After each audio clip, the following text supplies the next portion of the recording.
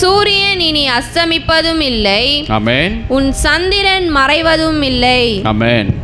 கர்த்தரே உனக்கு நித்திய வெளிச்சமாய் இருப்பார். உன் துக்க நாட்கள் முடிந்து போம். பாருங்க, கர்த்தரே உனக்கு நித்திய வெளிச்சமாய் இருப்பார். உன் துக்க நாட்கள் முடிந்து போம். என் அருமையான சகோதரனே, சகோதரியே, தேவன் நமக்கு ஒரு நித்திய வெளிச்சமாய் அவர் இருப்பார். எத்தனை பேர் ஆமென் சொல்றீங்க? அவருடைய அளவில்லாத ஒரு மகிமை, அவருடைய அளவில்லாத ஒரு ஒளி, அவருடைய பிரசன்னம் இன்றைக்கு நம்மளுடைய வாழ்க்கையிலே அவைகள் கடந்து வரப்போகிறது. அன்பானவர்களே, அவருடைய மகிமை ஒருத்தனுடைய வாழ்க்கையிலே வரும் என்றால் அவன் வாழ்க்கை வந்த வண்ணமாகவே இருக்க போகிறதல்ல. அந்த மகிமை அவனுக்குள் கடந்து செல்லும் பொழுது அவனை ஆசீர்வதிக்கப்பட்ட நிலைமையிலே அவனை உண்டாக்கும், உருவாக்கும், பாதை காட்டும், அவனை மேன்மைப்படுத்துவார். எத்தனை பேர் ஆமென் சொல்ல விரும்புகிறீங்க? கர்த்தரே உங்களுக்கு நித்திய மகிமையுமான வெளிச்சமாய் இருக்க போகிறார். உங்கள் துக்க நாட்கள் அவர் மகிமை உங்கள் வாழ்க்கையில் வரப்போகிறதுனால் உங்கள் துக்க நாட்களுக்கு முடிவை கட்டப்போகிறார். எத்தனை பேர் ஆமென்னு சொல்ல விரும்புகிறீங்க? ஹல்லேலூயா! உங்கள் துக்க நாட்களுக்கு என் தேவன் முடிவை கொண்டு வரப்போகிறார். அதற்காகவே அவருடைய பிரசன்னத்தை இருள் சூழ்ந்த வாழ்க்கையிலே நமக்கு, நம்முடைய வாழ்க்கையிலே தேவனுடைய மகிமையை அவர் கட்டளையிட போகிறார், அவர் தரப்போகிறார். எத்தனை பேர் விசுவாசிக்கிறீங்க? ஹல்லேலூயா! வேதாகமத்தை கீழே வைத்துக் கொள்ளுங்க. அவருடைய பிரசன்னம் இருள் சூழ்ந்த உங்களுடைய வாழ்க்கையை மாற்றும். அவருடைய பிரசன்னம் பாதை தெரியாத நமக்கு அது பாதைகளை உண்டு பண்ணி அடுத்து நம்மளை நடத்தும். அவருடைய பிரசன்னம் நம்மளுடைய துக்கத்திற்கு ஒரு முடிவை உண்டு பண்ணி ஒரு நித்திய சந்தோஷத்தை நம்முடைய வாழ்க்கையில் அவை ஏற்படுத்தும். எனக்கு அன்பானவர்களே, அவருடைய பிரசன்னம் என்னை மறுரூபமாக்க போகிறது. எத்தனை பேர் விசுவாசித்து சொல்றீங்க? ஹல்லேலூயா! பக்கத்தில் கரம் கொடுத்து அவருடைய நித்திய வெளிச்சம் இன்றைக்கு உன் வாழ்க்கையில கடந்து வரப்போகிறது. ஹல்லேலூயா! ஹல்லேலூயா! பாருங்க, தேவனுடைய வெளிச்சம் ஒரு மனிதனுக்குள், ஒரு மனுஷிக்குள், ஒரு வீட்டுக்குள், ஒரு கையின் பிரயாசத்திற்குள், ஒரு தொழிலுக்குள், ஒரு பிஸ்னஸ்க்குள், ஒரு பிள்ளைகள் வாழ்க்கைக்குள் அந்த காரியம், அந்த வெளிச்சம் வரும் பொழுது அந்த வெளிச்சத்தினால் அவர்கள் பிரகாசிப்பார்கள். எவ்வளவேனும் இருள் அதற்குள் இல்லாதபடி தேவன் அவர்களை முழு மனதோடு ஆசீர்வதிக்கும்படி அவருடைய சாயலின் பிரசன்னத்தின் மகிமையின் வெளிச்சம் இன்றைக்கு உங்கள் வாழ்க்கையிலும் என் வாழ்க்கையிலும் ஊடுருவ போகிறது. எத்தனை பேர் விசுவாசிக்கிறீங்க? பாருங்க, ஆவி உற்சாகம் உள்ளதா இருந்தாலும் நம்முடைய மாம்சம் பலவீனம் உள்ளது. சில நமக்கு பிடிக்காத சில சூழ்நிலைகளை பார்க்கும்போது ஒரு ஃபெடப்பாய் அது அப்படியே விழுந்துரும்.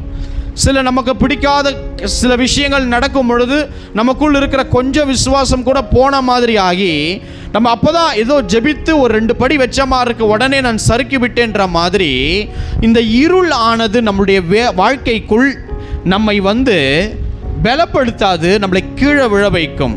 நம்மளை மேம்படுத்தாது, நம்மளை சற்று இறக்கி வைக்கும். நம்மளை உயர பறக்க வைக்காது, அது நம்மளை தாழ்த்தி அமிழ்த்து போடும். எனவே அந்த இருள் ஆனது உங்கள் ஆவி, ஆத்துமா, சரீரத்திற்குள் எப்படியும் தேவ பிரசன்னம் சரியாக உன் வாழ்க்கையில் இல்லை என்றால் அந்த இருள் வந்துவிடும். இருள் உன் ஆவி, ஆத்துமா, சரீரத்தை ஆக்கிரமிக்க பண்ணிடும். ஹல்லேலூயா! அது அப்படியாய் அந்த காரியம் செயல்படுத்தாதபடிக்கு நாம் என்ன செய்ய வேண்டும் என்றால், நம்முடைய ஆவி உற்சாகம் உள்ளதைப் போல நம்முடைய மாம்ச காரியத்தையும் நாம் உற்சாகமாய் காணப்பட வேண்டும். எனக்கு அன்பானவர்களே, கர்த்தரே உங்களுக்கு நித்திய வெளிச்சமாய் இருப்பார். இருளிலே இருக்கிற நீங்கள் கர்த்தர் உங்கள் வாழ்க்கையிலே கொடுக்க போகிற மகிமையினால் இனி வெளிச்சமான பாதைகளை நீங்கள் பார்க்க போகிறீர்கள். வெளிச்சமான காரியங்கள் உங்கள் வாழ்க்கையில் நடக்க போகிறது. வெளிச்சம் நிறைந்த ஒரு பாக்கியமான சந்தோஷ காரியங்கள் உங்கள் குடும்பத்தில் தேவன் கட்டளையிட போகிறார். அவருடைய பிரசன்னம் உங்களை ஆசீர்வதிக்க போகிறது என்பதை எத்தனை பேர் விசுவாசிக்கிறீங்களோ அவங்கெல்லாம் தலைக்கு மேலே பலமாய் கரம் தட்டினவர்களாக. ஹல்லேலூயா. தேவனுடைய மகிமை உங்கள் மேல் வரும். தேவனுடைய பிரசன்னம் உங்கள் மேல் காணப்படும். உங்கள் மேல் கர்த்தரின் வெளிச்சம் உதிக்கும். எத்தனை பேர் ஆமென் சொல்றீங்க? ஹல்லேலூயா. கர்த்தரின் வெளிச்சம், அந்த ஒளி, அந்த பிரசன்னம், அந்த மகிமை, அந்த அப்படிப்பட்ட விலையேற பெற்ற பொக்கிஷமாகிய அந்த மகிமை இன்றைக்கு உங்கள் வாழ்க்கையை தொடப்போகிறது என அன்பானவர்களே. நீதியின் சூரியனாகிய கிறிஸ்துவனிடத்திலிருந்து, அந்த பரமதேவனிடத்திலிருந்து நம்முடைய வாழ்க்கையிலே ஒரு வெளிச்சமான மகிமை வரப்போகிறதுனாலே சற்று இருள் கூட, சில சஞ்சலமான இருள்கள் கூட இன்றைக்கு புகையை போல நம்முடைய குடும்பங்களை விட்டு, வீட்டை விட்டு வெளியேறப் போகிறது. தேவனுடைய நித்திய மகிமை நம்மளை நிறைவாய் நடத்த போகிறதை எத்தனை பேர் விசுவாசிக்கிறீங்க? அவங்க எல்லாம் ஆமென் சொல்லலாமா? ஹல்லேலூயா. நீண்ட நாட்களாக அழுது கொண்டிருக்கும் காரியங்களுக்கு கர்த்தர் உங்களுக்கு முற்றுப்புள்ளியை வைக்க விரும்புகிறார். நீண்ட காலமாக, நீண்ட மாதங்களாக, நீண்ட நாட்களாக ஐயோ ஒரு விஷயத்தை குறித்து நான் கலங்கி கொண்டிருக்கிறேன் சொல்லி வந்திருக்கிறீங்க. அந்த நீண்ட நாட்களாக அழுது கொண்டிருக்கிற அந்த காரியங்களுக்கு என் தேவன் முற்றுப்புள்ளியை வைக்க போகிறார். காரணம், உங்களுக்குள் ஒரு மகிமை இனி உங்களை அற்புதமாய் நடத்த ஆரம்பிக்க போகிறது. உங்களுக்குள் வரப்போகிற அந்த மகிமை உங்களை ஆச்சரியமாய் நடத்த ஆரம்பிக்க போகிறது. ஹல்லேலூயா. உங்கள் துக்கத்தின் நாட்களுக்கு என் கர்த்தர் முடிவை கொண்டு வருவார். எத்தனை பேர் ஆமென் சொல்றீங்க? எல்லாம் பரலோகத்தினரை கரம் நீட்டி, என்னுடைய துக்க நாட்களுக்கு என் கர்த்தர் எனக்கு ஒரு முடிவை கொடுக்க போகிறார். அவருடைய மகிமையை நான் பெற்றுக்கொள்ள போகிறேன். அவருடைய பிரசன்னம் என்னை மகிமையாய் நடத்த போகிறது. ஹல்லேலூயா. ஹல்லேலூயா. அவருடைய மகிமையின் வெளிச்சம் அற்புதமான காரியங்களை உங்கள் வாழ்க்கையிலும் என் வாழ்க்கையிலும் செய்ய போகிறது அன்பானவர்களே. எத்தனை பேர் ஆமென் சொல்ல விரும்புறீங்க? எத்தனையோ ஐஸ்வர்யவான்களிடத்தில் இல்லாத ஒரு மகிமை, எத்தனையோ பெரிய பட்டம் படித்தவர்களுக்கு இல்லாத, தேவன் அவர்களுக்கு கொடுக்காத ஒரு விலையேற பெற்ற மகிமை சாதாரண சிறுமைப்பட்ட நம்முடைய வாழ்க்கையிலே நம் தேவன் கொடுக்க போகிறார். நான் சொல்கிறேன், இந்த மகிமை உங்களை எங்கெங்கெல்லாம் கொண்டு போய் நல்ல இடத்துல நிறுத்த போகிறது பார்க்கணும். எந்தெந்த நல்ல அருமையான சாட்சிகள் உங்கள் வாயிலிருந்து சொல்ல போறீங்க பாருங்க. அதற்கு காரணம் என்ன? அவருடைய பிரசன்னம். அவருடைய பிரசன்னம் வரும் பொழுது சாத்தான் நடுநடுங்குவான். அவருடைய பிரசன்னம் கடந்து வரும் பொழுது மனிதருடைய கண்ணிகள் எல்லாம் கிழித்தெறியப்படும். அவருடைய பிரசன்னம் நம்முடைய வாழ்க்கையிலே காணப்படும் பொழுது சத்ருவின் கோட்டைகள் இடிந்து விழும். ஹல்லேலூயா. அசுத்த ஆவிகள் அப்படியே அலறிக்கொண்டு ஓடும். காரணம், தேவனுடைய பிரசன்னம் தன் மகனோடு மகளோடு இருக்கும் பொழுது அது அவர்களை பலவீனப்படுத்தாது, தடுத்து நிறுத்தாது, கீழே விட வைக்காது. அவர்களை ஆச்சரியமான அற்புதங்களை அவர்கள் பெற்றுக்கொள்ள போகிறார்கள். அந்த மகிமையை கர்த்தர் இன்றைக்கு உங்கள் வாழ்க்கையிலே கொடுக்க போகிறார். எத்தனை பேர் விசுவாசிக்கிறீங்க? தேவனுடைய தொடுதல் உங்கள் வாழ்க்கையை மாற்றும். என் இயேசுவினுடைய வார்த்தையும் பிரசனமும் தொடுதலும் உங்களை அது உடைத்து சீரமைத்து சரியாக்கி உங்களை ஆசீர்வதிக்கும். இயேசு மலையிலிருந்து இறங்கி வரும் பொழுது குஷ்டரோகி, ஆண்டவரே உமக்கு சித்தமானால் என்னை சுத்தமாக்க உம்மால் ஆகும்னு சொல்லும் பொழுது, எனக்கு சித்தம் உண்டு நீ சுத்தமாகுன்னு சொல்லும் பொழுது இயேசு அவனை தொட்டார். உடனே ஒரு மகிமை அவனுக்குள் கடந்து போனது. ஒருவருக்கும் இதுவரைக்கும் அவனுக்கு கிடைக்காத ஒரு சுகம், எங்கேயும் தேடியும் அலைந்து திரிந்தும் கிடைக்காத ஒரு நல்ல சுகம் தேவன் அந்த குஷ்டரோகிக்கு தந்தார். சற்றே அப்படியே அவன் சரீரத்தை விட்டு அந்த குஷ்டரோகம் நீங்கி போனது. காரணம் என்ன? தேவனுடைய தொடுதல். அவருடைய மகிமை எங்கே இருக்குமோ அங்கே நோய்கள் மறையும். அவருடைய மகிமை எங்கே இருக்குமோ பிரச்சனை கொடுக்கிற ஆவிகளை கர்த்தர் வெளியே தள்ளுவார். அவருடைய மகிமை எங்கே இருக்கிறதோ வாழ்க்கையிலே காணப்படுகிற தடைகள் உடைத்தெறிவார். அவருடைய மகிமை, அந்த மகிமை நமக்குள் வரும் பொழுது, இயேசு இன்றைக்கு நம்மளை தொடும் பொழுது அவருக்கு சித்தமுள்ளது இன்றைக்கு நம்மளை தொடுவதற்கு. நம்மளுடைய வாழ்க்கை அவருடைய மகிமையினால் மாறப்போகிறது, அவருடைய பிரசன்னத்தினால் மாறப்போகிறது. எத்தனை பேர் விசுவாசிக்கிறீங்க? அவர் பிரசன்னம் இனி என்னை மேன்மையாய் நடத்தும். அவருடைய பிரசன்னம் என்னை வாளாக்காமல் என்னை தலையாய் மாற்றும். என்னை கீழாக்காமல் என்னை மேலாக, மகிமையாக, மேன்மையாக அவர் பிரசன்னம் இனி என்னை நடத்த ஆரம்பிக்கும். எத்தனை பேர் ஆமென் சொல்ல விரும்புறீங்க? ஹல்லேலூயா, ஹல்லேலூயா. பாருங்க, அவருடைய மகிமையின் வெளிச்சம் சில அற்புதமான காரியங்களை நம்முடைய வாழ்க்கையில் செய்யும். இருள் பூமியையும், காரிருள் சில உலக ஜனங்களை மூடினாலும் கர்த்தர் உங்களோடு இருக்கிறதுனால் உங்கள் வாழ்க்கை அந்த வெளிச்சம் கடந்து வருகிறதுனால் ஒரு மாற்றம் வரும் என்பதை தேவன் சொல்லுகிறார். எத்தனை பேர் விசுவாசிக்கிறீங்க? கர்த்தரே எனக்கு நித்திய வெளிச்சமாய் இருக்கிறார். எத்தனை பேர் சொல்றீங்களோ? பக்கத்தில் கரம் கொடுத்து சொல்லுங்க பார்க்கலாம்.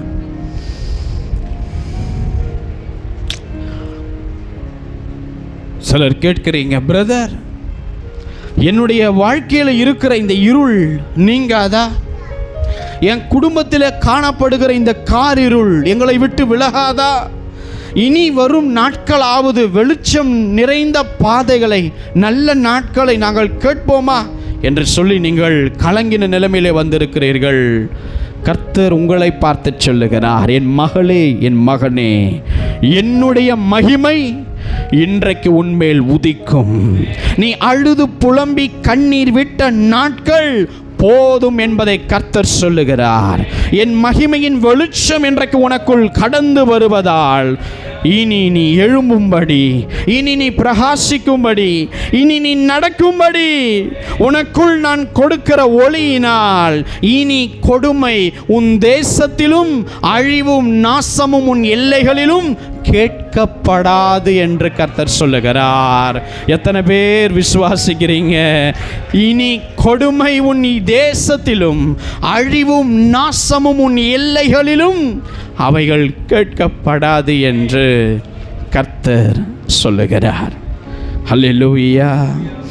ஒரு தாயை காட்டிலும் நம்மளை சிறப்பாய் தேற்றுகிற ஒரு தெய்வன், ஒரு நண்பனை காட்டிலும் நமக்கு சிறந்த ஆலோசனையாராக இருந்து நம்மளை தட்டி கொடுத்து நம்முடைய பாரங்களை சுமக்கிற ஒரு தெய்வன், நம்முடைய தகப்பனை காட்டிலும் நம்மை அதிகமாய் நேசித்து சுமக்கிற ஒரு தெய்வன்.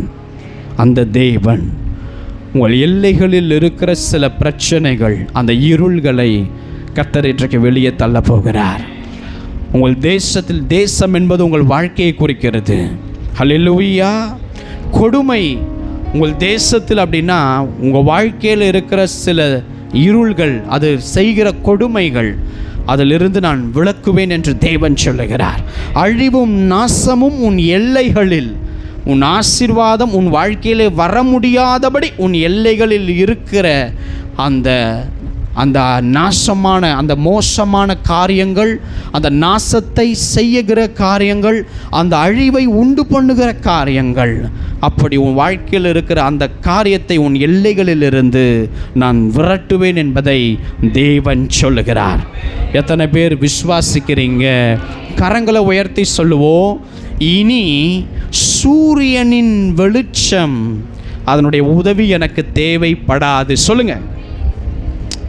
இனி சந்திரனின் பிரகாச வெளிச்சம் என் வாழ்க்கையில் தேவைப்படாது. காரணம், உங்களை உண்டாக்கின தேவன், உங்களுக்கு நித்திய வெளிச்சத்தை தருகிற தேவன், அவருடைய பிரசன்னமே இனி நம்மை நடத்த ஆரம்பிக்கும். ஹல்லேலூயா. நடக்காத சில காரியங்கள் அப்படியே அது எழுந்து நடந்து நடக்கிற காரியத்தை நீங்கள் பார்க்க போகிறீர்கள். பல வருடங்களாக, நாட்களாக அசைவே இல்லாத காரியங்கள் அசைகிறதை கேள்விப்படுவீங்க. உங்கள் கண்கள் பார்க்கும். உங்கள் வாழ்க்கையில் எந்த நன்மைக்காக அப்படியாய் காத்து கொண்டு இருந்தீங்களோ அந்த காரியங்கள் இனி நடக்க போகிறதை காண்பீங்க. காரணம், இங்கே நீங்கள் பெற்றுக்கொள்ளுகிற அந்த மகிமை உங்கள் எல்லைகளிலே இனி வேலை செய்ய ஆரம்பிக்கும். நீங்கள் பெற்றுக்கொள்ளப் போகிற அந்த பிரசன்னம் உங்கள் குடும்பத்தில் உங்களுடைய எல்லைகளில் இருக்கிற இருள்களை அப்படியே அகற்றப் போகிறது. இருள் விலகினால் வெளிச்சம் உட்பிரவேசிக்கும். வெளிச்சம் உட்பிரவேசித்தால் மகிமையினால் நிரப்பப்படுவோம். மகிமையினால் நிரப்பப்பட்டால் தேவனுடைய கரம் நம்மோடு இருந்து நம்மை ஆசீர்வதித்து நம்முடைய சிறுமைப்பட்ட அந்த காரியத்தை மாற்றி போடும். அன்பானவர்களே, தேவன் உங்கள் சிறுமைப்படுத்தப்பட்ட அந்த காரியத்தின் சிறையிருப்பை என் தகப்பன், உங்கள் தகப்பன் உங்களுக்காக மாற்றுவார். எத்தனை பேர் விசுவாசிக்கிறீங்க? மகிமை வேலையை செய்ய ஆரம்பிக்கும். அவர் பிரசன்னம் நீங்கள் உட்கார்ந்திருந்தால் போதும், அது வேலையை செய்ய ஆரம்பிக்கும். ஹல்லேலூயா, ஹல்லேலூயா. சூரியனுக்கே கூடாரத்தை ஸ்தாபித்தவர் நம்மளுடைய தேவன். அதனால தான் சூரியன் அதனுடைய வெளிச்சம் என்றால் பாருங்க, நம்ம நம்பிக்கொண்டிருக்கிறவர்களிட்ட இருந்து வருகிற நன்மை. சந்திரனுடைய பிரகாசம் அப்படின்னா நம்ம எதிர்பார்க்கிற மனுஷன் கரத்திலிருந்து வருகிற உதவி. இவையெல்லாம் நமக்கு தேவைப்படாது, தேவையும் வேண்டாம். அவரே நமக்கு நித்திய வெளிச்சமாய் இருப்பார். எனவே நம்மளுடைய துக்க நாட்கள் முடிந்து போக போகிறது. எத்தனை பேர் ஆமேன் சொல்ல விரும்புறீங்க? ஹல்லேலூயா. துக்கத்துக்காக, துயரத்தினால் உங்கள் கண்களில் வந்த கண்ணீர் இனி எப்படி இருக்க போகிறது என்றால், உண்மையாகவே தேவ மகிமையை ஒருவன் பெற்றுக்கொள்வான் என்றால், உண்மையாகவே தேவ பிரசன்னம் உங்களுக்குள் ஊடுருவுவதை நீங்கள் காண வேண்டும் என்று நீங்கள் விரும்பினால், நீங்கள் இந்த துக்கத்தை குறித்து நீங்கள் கவலைப்பட போகிறதல்ல. தேவன் என்னை அழகாய் நடத்தி இருக்கிறாரேன்னு சொல்லி அழுகிற அந்த துக்கம் வேற. அது ஆனந்த கண்ணீராய் தேவனை துதிக்க போகிற காரியங்கள். கர்த்தரை நான் எக்காலத்திலும் ஸ்தோத்தரிப்பேன். என் வாயில் அவரை உயர்த்துகிற துதி எப்பொழுதும் காணப்பட போகிறது. நான் மரண இருளின் பள்ளத்தாக்கில் நடந்தாலும் சரி, நான் வெட்டாந்தரையில் நடந்தாலும் சரி, ஆசீர்வாதமே இல்லாத பாதைகளில் நாம் நடந்தாலும் சரி, கர்த்தர் நமக்கு துணையாயிருப்பார். ஹல்லேலூயா, ஹல்லேலூயா. உங்கள் வாழ்க்கையிலே இன்றைக்கு அசைக்காத கல்லறை போல உங்கள் ஆசீர்வாதங்கள் உள்ளே இருந்து அந்த கல்லறை பூட்டப்பட்டு இருக்கலாம். இன்றைக்கு அவருடைய பிரசன்னம் உங்களுடைய தடைகளை உடைக்க போகிறது. உங்கள் கல்லறைகளின் அப்படி வாசல்களை அது திறக்க போகிறது. காரணம், அவர் பிரசன்னம் நடத்த ஆரம்பிக்கும். அவர் பிரசன்னம் மரித்ததை உயிர் பெறச் செய்யும். அவர் பிரசன்னம் முடியாததை முடித்து காட்டும். அவருடைய பிரசன்னம் சாத்தியம் இல்லாததை சாத்தியப்படுத்தும். அவருடைய பிரசன்னம் நம்முடைய வாழ்க்கையில மேலான காரியத்தை உண்டாக்கும். அவருடைய பிரசன்னம் நம்மை வாழ வைக்கும். அவருடைய பிரசன்னம் நம்முடைய கசப்பை நீக்கும். அவருடைய பிரசன்னமே நமக்கு போதுமானது. அன்பானவர்களே, அவரே நமக்கு நித்திய மகிமையான கண்மலையாய் இருக்கிறார். அவருடைய சமூகத்தில் இருந்து வருகிற பிரசன்னம் நம்மை உயர்த்தும், நீதிமானாக்கும், பெரியவனாக்கும், வாழ வைக்கும், நம்முடைய சிறுமைப்படுத்தப்பட்ட நிலையை மாற்றும் என்று எத்தனை பேர் விசுவாசிக்கிறீங்களோ பலமாய் தலைக்கு மேலே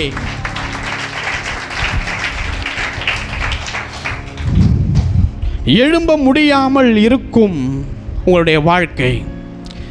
சில விஷயங்களை அச்சீவ் பண்ணணும்னு நினைக்கிறேன், என்னால் அச்சீவ் பண்ண முடியல.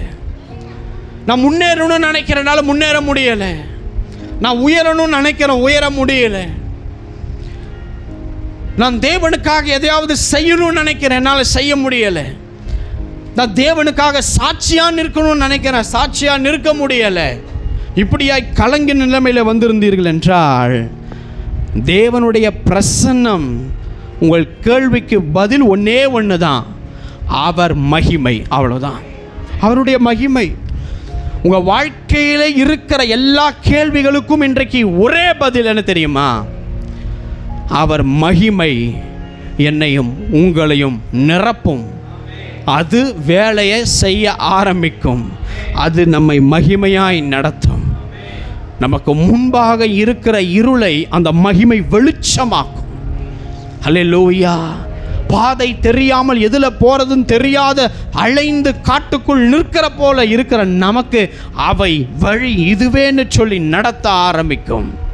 தேவன் அவருடைய நித்திய மகிமையினால் நம்மை நிரப்புவார். ஹல்லேலூயா. எத்தனை பேர் ஆமேன் சொல்ல விரும்புகிறீங்க?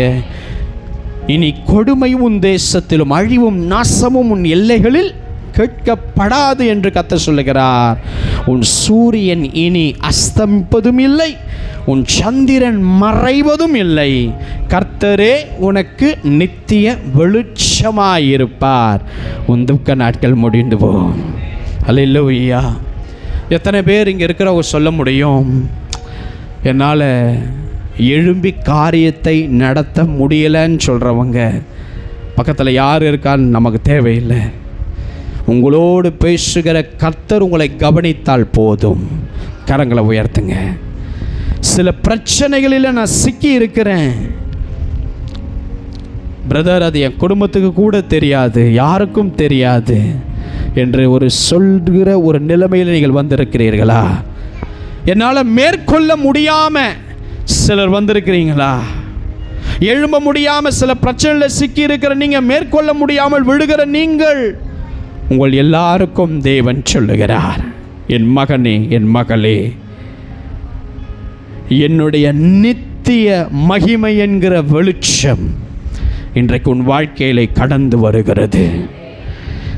நீ மேற்கொள்ளும்படி, நீ இடறி விழாதபடி, நீ கடக்கும்படி என் மகிமை உனக்கு வேலை செய்ய ஆரம்பிக்கும் என்று கர்த்தர் உங்களை பார்த்து சொல்லுகிறார்.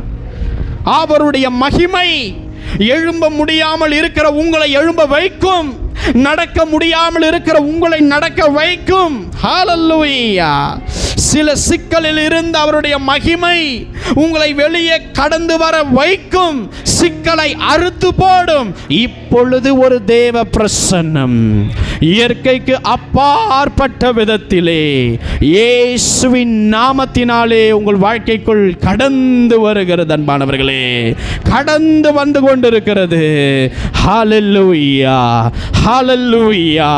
எப்படி சிம்சோன் கட்டின அந்த புது கயிறுகளை நூலை போல் அறுத்து போட்டாரோ, அதே போல உங்களை உயர்வான ஆசீர்வாதத்தை நீ பெற முடியாதபடி, உயர்வான காரியத்தை நீ சுதந்திரிக்க முடியாதபடி உன்னை கட்டி இருக்கிற எல்லா கயிறுகளையும் அவருடைய பிரசன்னம் அறுத்து கொண்டிருக்கிறது. எத்தனை பேர் விசுவாசிக்கிறீங்க? ஹல்லேலூயா. அவருடைய மகிமை உன்னையும் என்னையும் எழும்ப வைக்கும். அவருடைய பிரசன்னம் நம்மை நடத்த ஆரம்பிக்கும். அன்பானவர்களே, ஹல்லேலூயா. எத்தனை பேர் விசுவாசிக்கிறீங்க?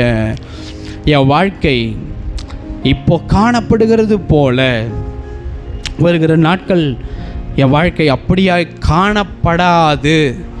எத்தனை பேர் விசுவாசிக்கிறீங்க? ஹல்லேலூயா. அப்படியாய் காணப்படாது. காரணம், ஒரு பெரிய மாற்றம் நம்ம வாழ்க்கைக்குள் வந்து கொண்டிருக்கிறது. மகிமையை பெற்றவனுடைய மனுஷனுடைய வாழ்க்கையில் அவன் முன் வாழ்க்கையும் அவன் வருகிற நாட்களையும் கம்பேர் பண்ணி பார்க்கும் பொழுது அத்தனையும் மாறி இருக்கும். காரணம், உன் ஞானம், உன் பலன், உன் பராக்கிரமும், உன் சுய புத்தி, உன்னை சார்ந்திருக்கிறவர்களால், உன்னை உயர்த்துகிற விரும்புகிற ஜனங்கள் இவர்களால் அல்ல. ஒரே ஒருத்தருடைய மகிமை, ஒரே ஒருத்தருடைய மகிமை சிறந்தவளாய் பிரயோஜனம் இல்லாத உன்னையும் என்னையும் மாற்ற விரும்பும் என்றால் அது தேவனுடைய பிரசன்னத்தால் மட்டும்தான் முடியும்.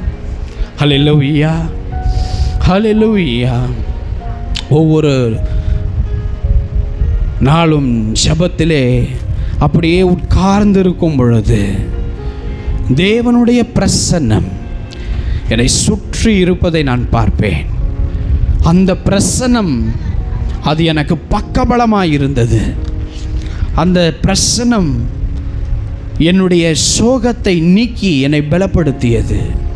நான் கண்களை மூடி பார்த்த பொழுது அவருடைய பிரசன்னம் என்னை சுற்றி இருப்பதை நான் என் ஜெபத்திலே நான் உணர்வேன். எனக்கு அன்பானவர்களே, அதுதான் நம்முடைய வாழ்க்கையிலே நமக்கு கிடைத்த பெரிய சொத்து.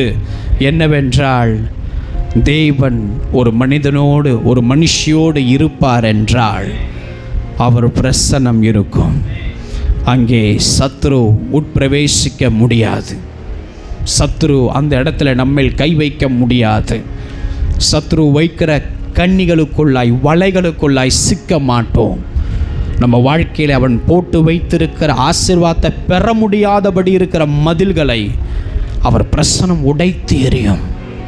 அவர் பிரசனம் அந்த மதிலை உடைச்செறிஞ்சு நம்மளை கடந்து போக பண்ணும். ஹல்லேலூயா. இதெல்லாம் நம்முடைய கண்களுக்கு தெரியாது. நம்முடைய மாம்ச கண்களுக்கு இதெல்லாம் தெரியாது. எந்த இடத்துல சத்ரு ஆசீர்வாதத்தை தடுக்க நிற்கிறான் நம்முடைய கண்ணுக்கு தெரியாது. எந்த இடத்துல நாம் விழும்படி குழியை வைத்திருக்கிறான் நம் கண்களுக்கு தெரியாது. எந்த இடத்துல உன் குடும்பத்தை இன்னும் சிக்கலிலே சிக்க வைத்து உன் சந்தோஷத்தை திருடி உன் வாழ்க்கையை நாசமாக்க வேண்டும் என்று அவன் நரியை போல் காத்து கொண்டிருப்பான். அந்த பாதைகள் உனக்கு தெரியாது. நான் உங்களுக்கு சொல்லுகிறேன், இயேசுவின் நாமத்தினாலே அவன் குழியை வெட்டட்டும், கண்ணியை வைக்கட்டும், மதில்களை கட்டட்டும், நம்முடைய ஆசீர்வாதத்தை தடுத்து நிறுத்த ஒரு சேனையோடு நிற்கட்டும். எதை குறித்தும் கலங்கவே வேண்டாம்.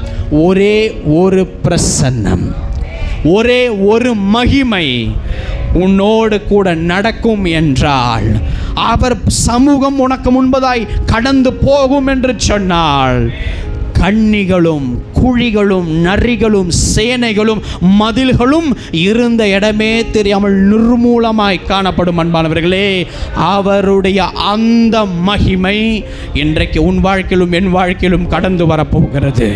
ஹல்லேலூயா, ஹல்லேலூயா.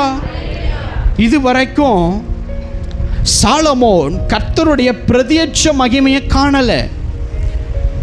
தேவன் அவனோடு கூட சொப்பனத்தில் பேசினார், தரிசனத்தில் பேசினார், ஆசாரியன் மூலமாய் பேசினார், அங்கிருக்கிற லேவியர்கள் மூலமாய் பேசினார். ஆனால் அந்த மகிமையை அவன் எப்போ கண்டான் தெரியுமா?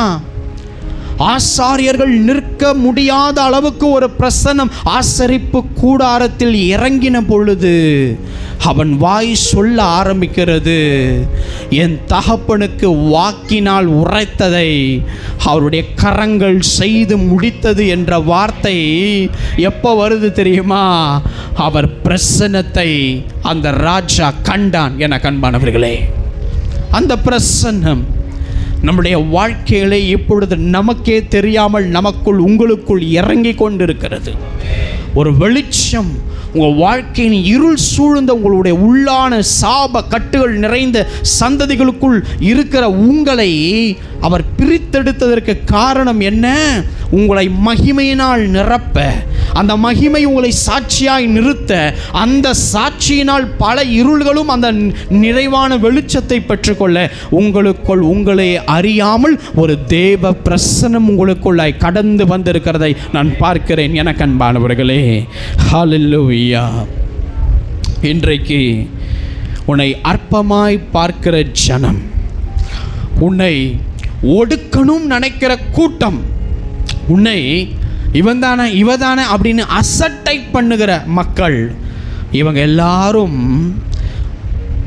ஒரே ஒரு காரியத்தை பார்க்க போகிறார்கள். அது என்ன தெரியுமா? அவனோடு கர்த்தர் இருக்கிறார், அவளோடு கர்த்தர் இருக்கிறார், தேவன் அவளை நேசிக்கிறார், அவனை நேசிக்கிறார் என்று அவர்களே, குழியை வெட்டின அவர்களே, அவர்கள் கண்ணார காண்பார்கள். உன்னை ஒருவனாலும் அசைக்க முடியாது என்று. காரணம், சர்வ வல்லவர் நிழலாய் என் பக்கத்திலும் உன் பக்கத்திலும் அவர் இருக்கிறார். எத்தனை பேர் ஆமேன் சொல்றீங்க? மலைகள் விலகினாலும், பர்வதங்கள் நிலை பெயர்ந்தாலும், என் கூட வலது பக்கத்தில் நிற்கிற, உங்கள் பக்கத்தில் வலது பக்கத்தில் நிற்கிற தேவன் உங்களோடு இருப்பதினால் கண் மலைகள் அசையும், ஆனால் நீங்கள் அசைக்கப்படுவது இல்லை. கர்த்தர் உங்களை கைவிடுவதும் இல்லை. அவர் உங்களோடு இருப்பதை மக்கள் காண்பார்கள். எத்தனை பேர் ஆமென் சொல்ல விரும்புறீங்க? ஹல்லேலூயா. பிலேயாம் இஸ்ரவேல் ஜனங்களை சபிக்கும்படி வந்தான். ஒவ்வொரு இடத்திலும் மலையில கொண்டு போய் இந்த மலையிலிருந்து சபி, அந்த மலையிலிருந்து சபி, அந்த மலையிலிருந்து சபி, இன்னொரு மலையிலிருந்து சபின்னு மலை மலையாய் கூட்டி கொண்டு போய் அந்த ஜனங்கள் வெட்டி கிளிகளைப் போல படர்ந்து இருந்த ஜனங்களை பார்த்து சபி சபின்னு சொல்லும் பொழுதெல்லாம் அந்த பிலேயாமினால் சபிக்க முடியவில்லை. காரணம், அந்த மோசேயின் ஜனத்தோடு கூட கர்த்தரின் மகிமை இருந்தது. அவன் சபிப்பதற்காய் வாயை திறந்தால் ஆசீர்வதிக்கிற வார்த்தை வருகிறது. அவன் சபிக்கும்படிக்கு கரங்களை உயர்த்தினால் ஆசீர்வதிக்கும்படி அப்படியான தீர்க்க தரிசனங்கள் வருகிறது. இவன் ஒளிந்து போகணும் என்று தீர்க்க தரிசனம் சொல்வதற்கு நாவை உபயோகப்படுத்த திறந்தால் இது ஆசீர்வதிக்கப்பட்ட சந்ததி, சத்துருக்களை சுதந்தரிப்பார்கள் என்று ஆசீர்வதிக்கிற வார்த்தை பிலேயாமுக்குள் வருகிறது. அன்பானவர்களே, ஒரே ஒரு காரணம் என்ன தெரியுமா? கர்த்தரின் மகிமை பிலேயாம் தீர்க்கதரிசியாக இருக்கட்டும், கர்த்தரின் பிள்ளையாக இருக்கட்டும், ஆனால் மோசையோடு இருந்த தேவன் அவர் பக்கத்தில் வலது பக்கத்தில் நிழலாய் நின்று அந்த கூட்டத்துக்கு மகிமையை தந்து அவர்களை வழி நடத்தி கொண்டு வந்தார். அந்த தேவன் இந்த வனாந்தரத்திலே உன்னை கரம் பிடித்து நடத்தி கொண்டிருக்கிறார். நீங்கள் நினைக்கிற என் கரத்தை தேவன் பிடிக்கலை, என் தேவன் என் கரத்தை பிடிச்சு எனக்கு உதவி செய்ய மாட்டேங்கிறார், எதுக்கெடுத்தாலும் நான் தானே கத்துறேன்னு அவர் என்ன கற்றுக்கிட்டா இருக்கார், எதுக்கெடுத்தாலும் நான் தானே கூக்குரல் எடுக்கிறேன், நான் கேட்கறதுக்கு முன்னாடியே தானே அவர் தரணும், எல்லாவற்றையும் தேவன் கவனித்து கொண்டிருக்கிறார். எனக்கு அன்பான என் சகோதரனே, என் சகோதரியே, தேவனுடைய நித்திய மகிமை உன் வாழ்க்கைக்குள் வருவதற்கு நீ இன்று ஆயத்தமா? ஹல்லேலூயா. எத்தனை பேர் விசுவாசிக்கிறீங்க? எத்தனை பேர் விசுவாசிக்கிறீங்க? நீ விசுவாசித்தால் தேவனுடைய மகிமையை காண்பாய். நீ விசுவாசித்தால் தேவனுடைய மகிமையை காண்பாய். எத்தனை பேர் விசுவாசிக்கிறீங்க?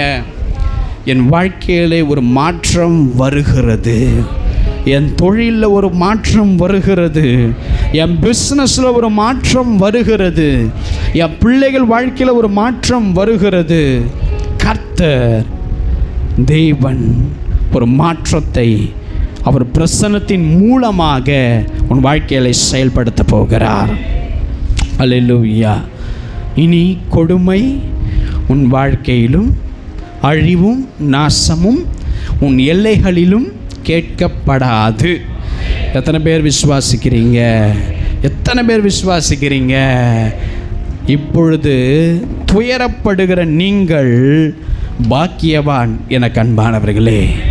தேவனே உங்களை ஆறுதல் படுத்துவார். பாருங்க, ஒரு உலக மனிதன் ஆறுதல் அவனுக்கு கிடைக்காத போது, ஒரு உலகத்தானுக்கு ஆறுதல் உள்ள வராத போது, அவனுக்குள் இருக்கிற அந்த இருள் அவனை இருளான பாதைகளுக்கு கொண்டு போய் இருளான முடிவை அவனுக்கு நியமிக்கும். காரணம், உலகத்தானுக்குள் இருக்கிற இருள் அவனை இருளான சூழ்நிலைக்கு கொண்டு போய் இருளிலே தள்ளி இருளான முடிவிலே கொண்டு போய் விட்டுரும். ஆனால் நம்மை ஆறுதல் படுத்துகிற தேவன் நமக்கு கொடுக்கிற வெளிச்சம் என்கிற மகிமையினால், அந்த மகிமையை நாம் மட்டும் பெற்றுக்கொள்ள போகிறதல்ல, அந்த வெளிச்சத்தினால் இருளான மக்களுக்கும் உங்களுடைய வெளிச்சம் நீங்கள் பகிர்ந்து கொள்ளும்படியாய் உங்களையே தேவன் வெளிச்சமாய் மாற்றப் போகிறார். எத்தனை பேர் ஆமென் சொல்கிறீங்க? உங்கள் வாழ்க்கை என்ற விளக்கை அணைக்கும்படி சத்துரு சுற்றி திரிந்து கொண்டு இருக்கிறான். எனக்கு அன்பானவர்களே, உங்கள் வாழ்க்கை என்ற விளக்கை அணைக்கும்படி, உங்கள் வாழ்க்கையில் இருக்கிற கொஞ்சம் விசுவாசத்தையும் இன்றைக்கு பிடுங்கி கொண்டு போகும்படி, உங்களுக்குள் இருக்கிற கொஞ்சம் அபிஷேகத்தை திருடும்படி, உங்களுக்குள் இருக்கிற கொஞ்சம் நம்பிக்கையும் அற்று போகும்படி சத்துரு வகை தேடி விழுங்கலாம் என்று சுற்றி வகை தேடி திரிந்து கொண்டிருக்கிறான். எனக்கு அன்பானவர்களே, நம் தேவன் நமக்கு கொடுக்கிற மகிமையினால் அது அணைந்து போகாதபடி இன்னும் பிரகாசிக்கிற வெளிச்சத்தை நம்மளுக்கு தேவன் தரப்போகிறார். நம்முடைய எண்ணெய் குறைந்து போகாதபடி அவருடைய அபிஷேகம் என்கிற எண்ணெயை நமக்கு நிறைவாய் தந்து நம்மை நடத்த போகிறார். அவர் உங்கள் துயரத்தை மாற்றப் போகிறார். அவர் உங்கள் கண்ணீரை துடைத்து உங்களை ஆசீர்வதிக்க போகிறார். உங்களுடைய முந்தின ஆலயத்தின் மகிமையாய் பார்க்கிலும் பிந்தின ஆலயத்தினுடைய மகிமையின் நாட்கள் அது பெரிதாய் இருக்கும் என்று கர்த்தர் சொல்லுகிறார். எத்தனை பேர் விசுவாசிக்கிறீங்க? முந்தின நாட்களை காட்டிலும் இனி வருகிற நாட்கள் உங்களுக்கு மகிமையாய் இருக்கும். காரணம், தேவ பிரசன்னம் இன்றைக்கு உன் வாழ்க்கையை மாத்திருச்சு. இன்றைக்கு தேவ பிரசன்னம் உன் வாழ்க்கையை உயர்த்த ஆரம்பிக்க போகிறது. இதுவரையும் காணாத சில மேலான உயர்வுகளை உன் பாதைகளிலே வர துவங்கிவிட்டது. எத்தனை பேர் விசுவாசிக்கிறீங்க? அதற்கு காரணம் நானும் நீங்களும் நம்மை சார்ந்தவர்களும் அல்ல. வானத்தை பார்த்து சொல்ல வேண்டும், அவருடைய சுத்தமான மகிமை, அவருடைய சுத்தமான பிரசன்னம் என்னை வாழ வைக்க போகிறது. எத்தனை பேர் விசுவாசிக்கிறீங்க? அல்லேலூயா. நாம் உலகத்துக்கு வெளிச்சமாக இருக்கும்படி கர்த்தர் நம்மளை படைத்தார். நாம் நம்முடைய குடும்பத்துக்கே இருளான சூழ்நிலையில் உட்கார்ந்து இருக்கிறோம். கர்த்தர் நம்மளுடைய பட்டணத்துக்கு நம்மளை வெளிச்சமாக இருக்கும்படி உண்டாக்கினார். நம்முடைய குடும்பத்துக்கு நாம் வெளிச்சமாக இருக்கும்படி உண்டாக்கினார். நம்முடைய தெருவிலே நம்மளுடைய குடும்பம் வெளிச்சமாக இருக்கும்படி தெரிந்து கொண்டார். இந்த தேசத்திலே நாம் பற்றி எரிகிற ஒரு வெளிச்சம், கர்த்தருடைய பிரசன்னம் நிறைந்த மக்கள் என்று சொல்லத்தக்க சாட்சி நிறைந்தவர்களாய் வைக்க தேவன் வைக்க விரும்பினார். அப்படியாய் நாம் வெளிச்சம் உள்ளவர்களாய் இந்த உலகத்தில் வாழ்கிற நாட்களிலே நாம் காணப்பட வேண்டும். அன்பானவர்களே, அவர் உங்கள் இருளை வெளிச்சமாக்குகிற தேவன். ஹல்லேலூயா. உங்கள் குடும்பத்தில், உங்கள் கையின் பிரயாசத்தில் எதிலெல்லாம் இருள் சூழ்ந்ததை போல் காணப்படுகிறீர்கள்? பிரதர், என்னால் முந்தின மாதிரி என்னால் ஜெபிக்க முடியலை. முந்தி இருந்த அந்த விசுவாச ஓட்டம் எனக்குள்ள கொஞ்சம் கம்மியான மாதிரி இருக்கு. முந்தி அதிகமாக உபவாசிக்க என்னால் முடியும், ஆனால் என்னால் அந்த உபவாசத்தை மேற்கொள்ள அது சரியாய் கை கொள்ள முடியவில்லை. முந்தி நான் சுவிசேஷத்தை சொல்லும் பொழுது எனக்குள் ஒரு மன ரம்யமான ஒரு நிம்மதி கிடைக்கும். இப்பொழுது அந்த மாதிரி காரியங்கள் எனக்கு இல்லை. முந்தின நாட்களில் எனக்கு ஒரு பெரிய ஒரு திருப்தி இருந்தது. இன்றைக்கு அது எனக்குள் இல்லாமல் காணப்படுகிறது. இப்படியெல்லாம் சொல்லிக்கொண்டு நீங்கள் வந்திருந்தீர்கள் என்றால் உங்களுக்கே தெரியாத உங்கள் வாழ்க்கையில் இருக்கிற இருளை கர்த்தர் இன்னைக்கு நீக்க போகிறார். முழு வெளிச்சத்தின் பிரகாசம் உங்களை திரும்பி பலமாய் உபவாசிக்க செய்யும், பலமாய் எழுந்து நடக்க செய்யும், பலமாய் தேவாலயத்துக்கு வருவீங்க, பலமாய் சுவிசேஷத்தை சொல்வீங்க, பலமாய் தேவனுக்காய் பிரகாசிப்பீங்க. ஹல்லேலூயா. தேவன் அப்படிப்பட்ட இருளை உன் எல்லைகளை விட்டு இன்னைக்கு விளக்க போகிறார். ஹல்லேலூயா. எத்தனை பேர் விசுவாசிக்கிறீங்க? என் எல்லைகளுக்குள்ளாய் நான் அப்படியாய் உன் எல்லைகளுக்குள்ளாய் நான் ஒரு நாளும் அந்த இருளை நான் பார்க்க போகிறதல்ல. எத்தனை பேர் விசுவாசிக்கிறீங்க? என்னுடைய எல்லைகளுக்குள்ளாய் சமாதான குலைச்சல், பிரச்சனை, தீங்கான காரியம், நஷ்டம், என்னுடைய லாபத்தை தின்னுகிற பிசாசு, இப்படிப்பட்ட எந்த இருளையும் என் எல்லைக்குள்ள நான் பார்க்க போறது அல்ல. காரணம், தேவனுடைய மகிமை, அவருடைய நித்திய வெளிச்சம் என் வாழ்க்கையில இருக்கிறதுனால் இனி அவைகளை கண்டு நான் பயப்பட போறதல்ல. என் கூட வருகிற வெளிச்சம், என்னோடு நடக்கிற பிரகாசத்தை பார்த்து இருள் நடுநடுங்கி பயத்தோடு வெளியே ஓட போகிறது. அப்படிப்பட்ட சர்வ வல்லமை உள்ள வெளிச்சத்தின் பிரகாசம் என்னை ஆச்சரியத்துடன் நடத்த ஆரம்பிக்க போகிறது. எத்தனை பேர் விசுவாசிக்கிறீங்களோ அத்தனை பேர் மேலையும் ஒரு மகிமை நிறைந்த வெளிச்சம் இறங்கி கொண்டிருக்கிறது. அன்பானவர்களே, ஹல்லேலூயா. நீங்க ஆமென் சொல்லி பெற்றுக்கொண்டால் போதும். வேலைகள் நடக்க ஆரம்பித்து கொண்டிருக்கிறது. எந்த வேலைகள் தடையாய் நிற்கிறதோ, உங்கள் வாழ்க்கையில எந்தெந்த பகுதியெல்லாம் நீங்களே மறந்த இடத்திலெல்லாம் சத்துரு இன்னும் உட்கார்ந்து கொண்டிருக்கிறானோ, அந்த சத்துருவெல்லாம் ஓடும்படியாய் இனி வேலை சரியாய் நடக்க ஆரம்பிக்க போகிறது. இனி உங்களுக்காக கர்த்தர் பிரத்யட்சமான வழிவாசலை திறக்கும்படி, அந்த இருள் உங்கள் பாதைகளை விட்டு விலகி ஓடும்படி, இனி அவன் தடுத்து நிறுத்த முடியாதபடி இவருடைய பிரசன்னம் அங்கே போய் வேலையை செய்ய ஆரம்பிக்க உங்களுக்குள் ஆமென் என்று சொல்லி மாத்திரம் பெற்றுக்கொள்ளுங்கள். அந்த பிரசன்னம் உங்க வாழ்க்கையில் வேலை செய்ய ஆரம்பிக்கும். அந்த பிரசன்னம் சில பிசாசு பிடித்த மக்களுக்காக ஜெபிக்கும் பொழுது சில நேரம் அவர்கள் நாவை அமைதியாய் வைத்து வாயை மூடித்தான் கொண்டிருப்பால் மற்றவர்களுக்கு தெரியும்.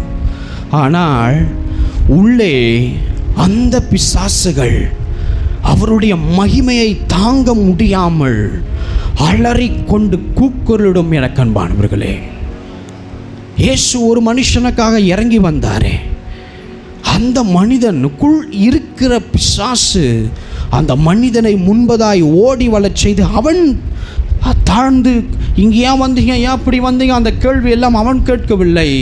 அவனுக்குள் இருக்கிற சத்துரு அந்த மகிமையை பார்த்து பயப்பட ஆரம்பிக்கிறது. அதுவும் ஜெபம் பண்ணுது. அந்த நேரத்தில் என்னை இப்படி போக வச்சிடாதீங்க, வேணும்னா நீங்கள் அந்த பன்றிகளுக்குள் போகும்படி கட்டளையிடுங்க, ஜெபம் பண்ணுது பிசாசு. ஏன்னா அவருடைய மகிமை, அவனை ஒருத்தனும் கிட்ட பேச முடியாது, பார்க்க முடியாது. அவன் அடிச்சிருவான், சங்கிலியை வச்சு கழுத்தை நெரிச்சிருவான். அப்படியா நைட்டு கலரில் தூங்கும் போது கல்லை வச்சு சதையை கிழிச்சு ரத்தத்தை வருவிச்சிருவான், அப்படிப்பட்டவன். ஆனால் அவனுக்குள் இருக்கிற அசுத்தாவிகள் தாழ விழுந்து தேவனிடத்தில் மன்றாடுகிறது, ஜெபிக்கிறது, ஒரு வழி வாசலை அது திறந்து போவதற்காக கேட்கிறது. அன்பானவர்களே, காரணம் என்ன? அவருடைய மகிமையை அதனால் தாங்க முடியாது. ஹல்லேலூயா. சாதாரண ஒரு நெருப்பிலிடம் நீங்கள் கையை விட்டு பாருங்க, கொஞ்ச நேரம் வச்சுட்டு எடுத்துருவீங்க, வலி தாங்க முடியாது. ஆனால் இயேசுவின் நாமம் என்கிற அந்த பட்டயத்தினால் சத்துருவை 1000 வெட்டு வெட்டுகிற அளவுக்கு அவனுக்கு வலி நிறைந்து காணப்படும். எதனால்? அவருடைய மகிமையினால், அவருடைய பிரகாசத்தினால். ஹல்லேலூயா, ஹல்லேலூயா. பாருங்க, இயேசுவின் நாமத்தினால் போ அப்படின்னா போவாது. அந்த நாமத்தை உபயோகப்படுத்த தகுதி உள்ளவன், தகுதி உள்ளவளாய் அவள் மாறும்போதுதான். அதனால தான் பிசாசு சொல்லுச்சு, நான் பவுலையும் அறிவேன், இயேசுவையும் அறிவேன். ஹல்லேலூயா. பவுலையாவுடைய நாட்களில் மந்திரவாதிகள் அப்படியாக இப்படி பவுலையா இயேசுவின் நாமத்தை பயன்படுத்தி சுகமளிக்கிற காரியத்தை இவனுங்க பார்த்து அதே நாமத்தை என்ன பண்ணுறாங்க, அசுத்தாவிகள் பிடித்தவர்களை பார்த்து இயேசுவின் நாமத்தில் வெளியேறுன்னு கட்டளை கொடுக்குறாங்க. உடனே அந்த அசுத்தாவி அந்த சொன்ன பிரதான ஆசாரனுடைய பசங்க 7 பேரையும் பலாத்காரம் செய்து நிர்வாணமாக்கி அவர்களை கடித்து துன்புறுத்தி அவர்கள் 7 பேரும் காயப்பட்டவர்களாய் வெளியே போனார்கள். அன்பானவர்களே, இயேசுவின் நாமத்தை யார் பயன்படுத்துகிறார் என்று அதுதான் முக்கியம். யார் பயன்படுத்தினால் அலரும் தெரியுமா? தேவனுடைய மகிமை யாரோடு இருக்கிறது, தேவனுடைய வல்லமை யாரோடு கூட இருக்கிறது, தேவனுடைய வெளிச்சம் எந்த மனுஷியோடு இருக்கிறது, அதை கண்டுதான் சத்துரு பயப்படுவான், அதை கண்டுதான் சத்துரு ஓடுவான். எனக்கு அன்பானவர்களே, அந்த மகிமை இன்றைக்கு இலவசமாக இயேசு உனக்கு கொடுக்க விரும்புகிறார். அந்த பிரசன்னத்தை இலவசமாக என் தேவன் உனக்கு கொடுக்க விரும்புகிறார். எத்தனை பேர் ஆமேன்னு சொல்கிறீங்க? பாருங்க, நாம் வாசிக்க கேட்கலாம். யாத்ராகமத்தின் புஸ்தகம் 34ஆம் அதிகாரம் 28ஆம் வசனம். அங்கே அவர் அப்பம் புசியாமலும் தண்ணீர் குடியாமலும் இரவும் பகலும் 40 நாள் கர்த்தரோடு இருந்தார். அவர் 10 கற்பனைகளாகிய உடன்படிக்கையின் வார்த்தைகளை பலகைகளில் எழுதினார். பாருங்க, எனக்கு அன்பானவர்களே, வேதாகமத்தை கீழே வைத்துக் கொள்ளுங்க. சீனாய் மலையிலே கர்த்தர் மோசையோடு பேசும்படி வா என்று சொல்லுகிறார். அவர் முதலாவது கூப்பிடும் பொழுது 40 நாட்கள் ஆகும்னு அவருக்கே தெரியாது. ஹல்லேலூயா. மோசைக்கே தெரியாது, 40 நாள் ஆகும்னு தெரியாது. தெரிஞ்சிருந்தா கீழே ஜனங்கள் கிட்ட சொல்லிட்டு போயிருப்பார். அந்த ஜனங்கள் 40 நாள் முடியும் வரையும் காத்திருப்பாங்க. அந்த ஜனங்களுக்கு அவர் சொல்லவில்லை, காரணம் அவருக்கும் தெரியாது. ஆனால் அவர் தேவ பிரசன்னத்திலே இருக்கும்படியாய் கடந்து சீனாய் மலைக்கு செல்லுகிறார். இந்த இடத்துல பாருங்கள், முதல் முறையாய் கல்லுகளிலே தேவனுடைய விரலினாலே எழுதுகிறார் என்று வேதம் சொல்லுகிறது. அன்பானவர்களே, தேவனுடைய கை விரலினாலே எழுதப்பட்ட 2 கற்பலகைகள், கல்லினால் எழுதப்பட்டது, இருபுறமும் எழுதப்பட்டிருக்கிற அதை தேவன் மோசையிடம் கொடுக்கிறார். இப்போ பாருங்க, அவர் கீழே இறங்கி வந்த பொழுது இது வணங்கா கழுத்துள்ள ஜனம், இது இப்படியாய் பாவம் செய்கிற ஒரு ஜனம்னு சொல்லி இந்த ஆட்டுக்குட்டியை அந்த மாதிரியான கன்றுக்குட்டியை அது செஞ்சு அந்த ஆட்டுக்குட்டியை பலி கொடுத்து அப்படியா அந்த கன்றுக்குட்டியை அவங்க தொழுது கொண்டு இருக்கிற அந்த நேரத்திலே மோசே கீழே இறங்கி வரும் பொழுது கோபம் வந்து தேவன் தன் சொந்த விரலினால் எழுதின அந்த கற்பலைகளை அப்படியாய் மலைக்கு அடியிலே அவர் எறிந்து உடைத்து போட்டார். இப்போ இரண்டாவது முறைதான் மோசே திரும்ப 40 நாள் இரவும் பகலும் தண்ணீர் குடியாமலும் அப்பம் புசியாமலும் உபவாசம் இருக்கிறார்.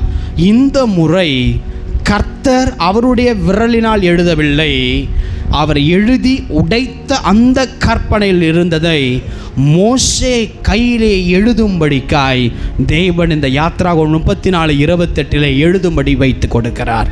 நல்லா கவனிங்க அன்பானவர்களே.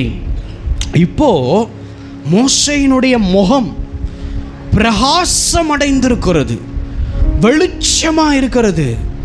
பாருங்க, ஒரு 40 நாள் தண்ணீர் குடியாமல் ஒரு மனுஷன் உயிர் வாழ முடியுமா? பிராக்டிக்கலாக 3 நாளைக்கு மேலே ஒருத்தனுடைய உடம்புல தண்ணீர் சத்து இல்லைன்னா அவன் டீஹைட்ரேஷன் ஆகி அன்கான்ஷியஸ் வந்து அவன் இறந்துருவான். ஆமீன். 3 நாள் 4 நாள் தண்ணி இல்லாமல் இருந்தால் அவனால் உயிர் பிழைக்க முடியாது.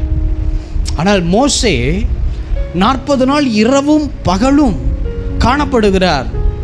பிறகு இந்த மாதிரி காரியங்கள் பரிசுத்தவான்களிடத்திலும் சில தேவனை நெருங்குகிறவரிடத்திலும் காணப்படும். அவர்களுக்கு தேவனோடு கூட இணையும் பொழுது தேவ பிரசன்னத்திற்குள் அந்த ஆவி ஆத்துமா சரீரம் ஒருமனப்பட்டு போகும் பொழுது இந்த சரீரம் அப்படியே எந்த ஸ்ட்ரென்த்தில் வந்ததோ அந்த ஸ்ட்ரென்த்லேயே அமர்ந்துடும். இந்த ஆத்துமா தேவனோடு கூட இணைந்து கொள்ளும். இணையும் பொழுது அவர் பேச பேச ரகசியங்களை சொல்லித்தர இந்த சரீரத்திற்கு சோர்வு வராது, பசி வராது, தாகம் இருக்காது, எத்தனை மணி நேரம் ஆச்சுன்னு பார்க்காது, உபவாசித்து நம்ம வந்து எத்தனை நாள் ஆச்சுன்னு சொல்லி திங்க் பண்ணாது, கீழே என்ன நடக்குதுன்னு திங்க் பண்ணாது. காரணம், அவங்க ஆத்துமா தேவனோடவே இணைந்து காணப்படும். ஹல்லேலூயா, ஹல்லேலூயா. அதுக்கப்புறம் அவர் இறங்கி வரும் பொழுது தான் 40 நாள் ஆகிவிட்டதா? பாருங்க, சில நேரம் ஜெபிக்க நார்மலாக உட்காருவோம் என்றால் 1 மணி நேரம் ஜெபிக்க உட்காரும் பொழுது பார்த்தா ஒரு டைம்லாம் 3.25 மணி நேரம் 3.5 மணி நேரம் ஆகி வரும். சுத்தமாக பார்த்தீங்கன்னா அந்த டயர்டே இருக்காது, அந்த டயர்ட்னஸ்ஸே அவங்களுக்கு காணப்படாது. காரணம், அவங்க சரீரம் போய் உட்காரும் பொழுது தான் சரீரமாக இருக்கும். அந்த ஆத்துமா தேவனோடு இணைக்கப்படும் என்றால் அதுக்கு சோர்வு, பலவீனம், அந்த மாதிரி காரியங்களை கர்த்தர் கொடுக்க விட மாட்டார். அதனால தான் மோசேயினுடைய ஆத்துமா தேவனோடு கூட இணைகிறதுனால் அந்த சரீரத்திற்கு தேவையானது தேவைப்படலை. ஹல்லேலூயா. எத்தனை பேர் ஆமென் சொல்கிறீங்க? ஹல்லேலூயா. அப்போது மோசே ஐயாவுடைய முகம் பிரகாசிக்கிறது எனக்கு அன்பானவர்களே. அந்த பிரகாசத்தை பார்த்து தன்னுடைய சகோதரன் ஆரோன் அப்படியாய் பார்க்க பயப்படுகிறார். இஸ்ரவேல் புத்திரர்கள் கீழே இறங்கி வந்த மோசையை பார்க்க ரொம்ப பயப்படுறாங்க. காரணம், தேவனுடைய சாயல், தேவனுடைய பிரசன்னம், தேவனுடைய வெளிச்சம் மோசே ஐயாவுடைய முகத்தில் பார்க்குறாங்க. அவங்க கிட்ட வர பயப்படுறாங்க. ஆனாலும் கிட்ட கூப்பிட்டு சொல்லுகிறார். ஆனாலும் அவங்க பயப்படுறதுனால அப்படியே முக்காடு போட்டு கொண்டார். எனக்கு அன்பானவர்களே, அந்த தேவனுடைய மகிமை உங்கள் வாழ்க்கையிலும் அவை காணப்பட வேண்டும் என்று கர்த்தர் விரும்புகிறார். கர்த்தரை இன்னும் கிட்டி சேர பிரயாசப்படுங்க. இந்த ஜெபம் உங்களுக்கு போதாது. அவர் உங்களுக்காக வச்சிருக்கிற பெரிய ஜெயத்திற்கு இந்த ஜெபம் பத்தாது. அவர் உங்களுக்காக வச்சிருக்கிற பெரிய திட்டத்திற்கு இந்த உபவாசம் போதாது. அவர் உங்களுக்காக செய்ய விரும்புகிற காரியங்கள் அது மகிமையாக இருக்கிறதுனால் இந்த காரியங்கள் உங்களுக்கு போதாது. எனக்கு அன்பானவர்களே, கிட்டி சேருங்கள். ஹல்லேலூயா. சிலர் பாருங்க, நம்ம சோகமாக இருக்கிறோம் அப்படின்னா ஜெபத்தை விடுறோம். நீ ஜெபத்தில் கை வைக்கக்கூடாது, நீ மற்றதில் கை வை. ஹல்லேலூயா. சோதனைகள் வரும் பொழுது புலம்பி அழுது கொண்டிருக்கிறோம். பிரச்சனையை கண்டு பயந்து யோசிக்கிறோம். இருள் நாள் நிரப்பப்பட்டு காணப்படுவோம். எனக்கு அன்பானவர்களே, ஒரு மனிதனுடைய வாழ்க்கையிலே ஜெபம் குறைய குறைய அவனுக்குள் இருள் வரும். சாத்தான் வருவான். சாத்தான் வருவதற்குரிய வாசல் அவனுக்குள் திறக்கப்படும். ஹல்லேலூயா. அவன் எவ்வளவு அபிஷேகம் பெற்றவனாக இருந்தாலும் சரி, அவன் எவ்வளவு மரித்தவளை உயிர் பெற்ற காரியத்தை செய்தாலும் சரி, அந்த ஜெபம் கம்மியாகும் பொழுது அவனுக்குள் பொல்லாத ஆவிகள் அவனை வாழ்க்கையை திரும்ப சறுக்கி அவனை விழச் செய்வதற்காக அவனுக்குள் கடந்து வந்துவிடும். உங்களுக்கு பிரச்சனை இருக்கா? பிரச்சனை கொடுக்குறவங்க கிட்ட பேசலையா? பரவாயில்ல. பிள்ளைங்க பிரச்சனை கொடுக்குதா? கொஞ்ச நாள் பேசலையா? பரவாயில்ல. ஆனால் பிள்ளைகள் பிரச்சனை கொடுக்குதுன்னு ஜபத்தில் கை வைக்காதீங்க. கணவர் பிரச்சனையை கொடுக்குறாருன்னு சொல்லி ஜபத்தில் கை வச்சிடாதீங்க. உங்கள் வாழ்க்கையில் பிரச்சனை இருக்குன்றது ஜபத்தில் கை வைக்காதீங்க. உங்களுடைய எல்லா பிரச்சனையும் சரியாகிற இடம்தான் அந்த ஜபம். அந்த ஜபத்தில் கை வைக்க பிசாசு உங்கள் இருதயத்தை தூண்டுவான். நீ என்னப்பா பரிசுத்தமாக இருந்து என்னத்தை கிழிக்க போகிற? நீ சாதாரண மனுஷன் தான், போய் பாவம் செய்து தெரி, கைகளில் பாவம் செய், கண்கள் இச்சித்ததை பெற்றுக்கொள் என்று சொல்லி பிசாசு அவைகளை கிரியை செய்வான். நண்பர்களே, அவைகளுக்கு இடம் கொடுக்காதிருங்க. கொஞ்சம் இருள் தான் கார் இருளை குடும்பத்துக்குள்ளே கொண்டு வரும். கொஞ்சம் இருள் தான் தன்னுடைய ஆத்துமாவை இருளுக்குள் கொண்டு போய்விடும். கொஞ்சம் இருள் தான் நம்முடைய குடும்பத்தின் பிள்ளைகளை சீரழித்து விடும். கொஞ்சம் இருளுக்கு கூட நீங்கள் அனுமதி கொடுக்க வேண்டாம். ஜபத்திலே தரித்து நில்லுங்கள். ஹல்லேலூயா. உங்கள் ஜபம் அந்த காரியம் ஜெயமாய் மாறும் வரைக்கும் ஜபத்தில் நில்லுங்கள். ஹல்லேலூயா. எத்தனை பேர் ஆமென் சொல்றீங்க? உங்கள் முகத்தை பார்த்தாலே ஒரு தேவ பிரசன்னத்தின் கலை தெரிய வேண்டும். உங்கள் முகத்தை பார்க்கும் பொழுது எப்படி மோசேயின் முகத்தை பார்க்க பயந்தார்கள்? கொஞ்சம் நல்லா யோசிச்சு பாருங்க. ஒருவேளை மோசே 40 நாள் உபவாசம் இல்லாமல் இந்த ஜனங்க இப்படியா பண்ணுறாங்கப்பா, நான் 40 நாள் கொஞ்சம் மன ரெஸ்ட்டு வேணும்னு சொல்லி எல்லாத்தையும் மூட்டை கட்டிச்சிட்டு ஒரு 40 நாள் ரெஸ்ட் எடுத்துகிட்டு வரேன்னு போயிட்டு நல்லா சாப்பிட்டு சமைச்சிட்டு கீழே வந்துட்டு நான் உபவாசம் இருந்தேன்னு பொய்ய சொல்லி இருந்திருந்தால் அந்த ஜனங்க பயந்துருப்பாங்களா? அந்த ஜனங்களுக்கு தெரியாது அங்கே என்ன நடந்தது என்று. ஆனால் அவர்கள் முகத்தை பார்க்கும் பொழுது புரிகிறது, தேவனுடைய சாயலை நான் பார்க்கவில்லை, ஆனால் தேவ பிரசன்னத்தை உன் முகத்திலே பார்க்கிறேன் மோசே என்று சொல்லி அவர்கள் மோசேயை நம்ப ஆரம்பித்தார்கள். எனக்கு அன்பானவர்களே, அந்த பிரசன்னம் தான் இன்னைக்கு உன் வாழ்க்கையில் வேணும், உன் குடும்பத்தில் வேணும், உன் பிள்ளைங்க கிட்ட வேணும், உங்கள் திருமண காரியத்தில் வேணும், எதிர்காலத்தில் வேணும். அந்த பிரசன்னம் உங்கள் வாழ்க்கையில் இல்லைன்னா இருள் உங்களை கொள்ளையடித்து விடும், இருள் உங்களை சூறையாடி விடும், இருள் உங்களை அந்தகாரத்துக்கு கொண்டு போய்விடும். ஹல்லேலூயா.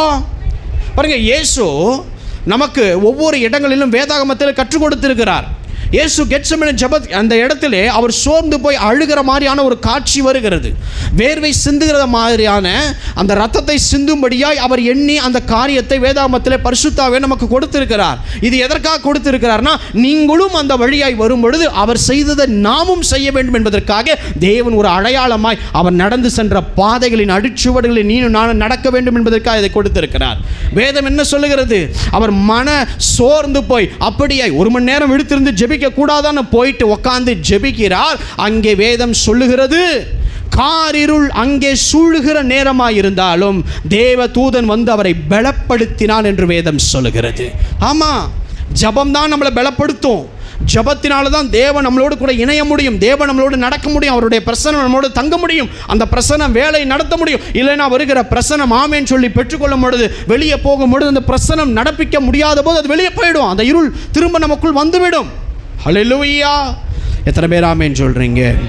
தேவ பிரசன்னத்தை பார்த்து இஸ்ரவேல் புத்திரர்கள் பயந்தாங்க. அந்த மாதிரி உன்னை ஒடுக்கணும்னு சத்துரு வரும் பொழுது பயப்படணும். உன் மேலே கை வைக்க சாத்தான் எழும்பும்போது தேவ பிரகாசத்தை பார்த்து பயப்படணும். உனக்கு கண்ணியை வைக்கும் போது இஸ்ரவேல் புத்திரர்கள் பயந்த மாதிரி சாத்தான் பயப்பட வேண்டும். தேவனுடைய பிரசன்னம் உனக்குள் காணப்பட வேண்டும். பக்கத்தில் கரம் கொடுத்து ஜபத்தில் தரித்து நில்லுங்க, விழித்திருங்க, விசுவாசமாயிருங்க சொல்லுங்க. நீதிமான்கள் மேல் கர்த்தருடைய கண்கள் நோக்கமாக இருக்கிறது, அவருடைய செவிகள் அவங்களுடைய ஜபத்தை கேட்கிறது. அன்பானவர்களே, நிச்சயமாகவே உங்கள் வாழ்க்கையில் இருக்கிற அந்த இருள்கள் இன்றைக்கு தேவன் வெளியே கொண்டு செல்லுவார். சாத்தானின் திட்டங்கள் உடைய போகிறது, சாத்தானுடைய கண்ணிகள் கிழித்தெறிய போகிறது, சாத்தானுடைய தடைகள் உன் வாழ்க்கையிலிருந்து மதிலெல்லாம் உடைந்து விழப்போகுது. பாரு, அந்த தூள்களை கூட நீ பார்க்க மாட்ட. ஹல்லேலூயா. அப்படி தேவன் உன் வாழ்க்கையில் அவருடைய நித்திய மகிமையை தர விரும்புகிறார். எத்தனை பேர் ஆமென் சொல்ல விரும்புகிறீங்க? ஹல்லேலூயா. கடைசியாக ஒரு வசனத்தை வாசிப்போம். யோவான் 1 அதிகாரம் 9 உலகத்திலே வந்து எந்த மனுஷனையும் பிரகாசிப்பிக்கிற ஒளியே அந்த மெய்யான ஒளி. உலகத்திலே வந்து எந்த மனுஷனையும் பிரகாசிப்பிக்கிற ஒளியே, எந்த மனுஷனையும் பிரகாசிப்பிக்கிற ஒளியே அந்த மெய்யான ஒளி. பாருங்க, நல்லா கவனிங்க. எந்த மனுஷனையும் பிரகாசிக்க வைக்க இயேசுவின் மகிமையால முடியும். எத்தனை பேர் ஆமென் சொல்ல விரும்புறீங்க? எந்த மகிமையினாலும் உங்களை பிரகாசிக்க வைக்க இயேசுவால முடியும். சிலர் நினைக்கிறீங்க, ஐயோ என்னால் இந்த பாவத்தை மேற்கொள்ளவே முடியலை பிரதர், என்னால் இந்த காரியத்தை செய்யாமல் இருக்கவே முடியலை, என்னால் இந்த காரியத்தை கடந்து போக முடியலை, என்னால் இந்த விஷயத்தில் ஜெயம் பெற்றுக்கொள்ள முடியலை, அடிக்கடி கீழே விழுகிறேன். நல்லா கவனிங்க, வசனம் சொல்லுது, நீதிமானை பார்த்து இந்த வசனம் சொல்லலை, துன்மார்க்கமாய் கர்த்தருக்கு பிரியம் இல்லாத எவனையும் பரிசுத்தமாய் மாற்ற தேவனால் முடியுமாம். உலகத்தில் வந்த எந்த மனுஷனையும் எவனை வேணாலும் கர்த்தருடைய பிரகாசிப்பிக்கிற ஒளி அவனை நீதிமானா மாற்றும், அவனை வாழ வைக்கும், அவனை பரிசுத்த வாழ்க்கையை வாழ வைக்கும், அவனை பாவத்தை மேற்கொள்ளுவான். எந்த மனிதனையும் எந்த மனுஷையும் பிரகாசிப்பிக்கிற ஒளி தான் தேவனுடைய ஒளி. எனக்கு அன்பானவர்களே, எவ்வளோ பெரிய பாவியாய் இருந்தாலும் தேவனால் அவளை மனம் திரும்ப வைக்க முடியும். எத்தனை பேர் ஆமென் சொல்கிறீங்க? பாருங்க, பவுலையா ஒரு மேடையில் நின்று தன்னுடைய சாட்சியை பகிர்ந்து கொண்டார். அந்த சாட்சியிலே இந்த ஜனங்கள் சில வார்த்தை இவர் சொல்கிற வரைக்கும் அமைதியாக கேட்டாங்கன்னு பைபிள் சொல்லுது. அதுக்கப்புறமா அவங்க எழுந்து முறையிட்டாங்க, இவர் சொல்கிறது தப்புன்னு சொன்னாங்க.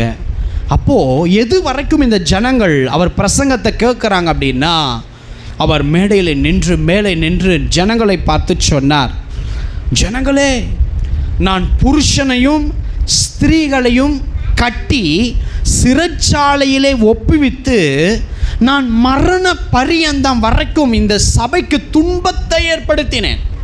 நான் இப்படி மரண பரியந்தமும் அவங்கள துன்பப்படுத்தினேன்.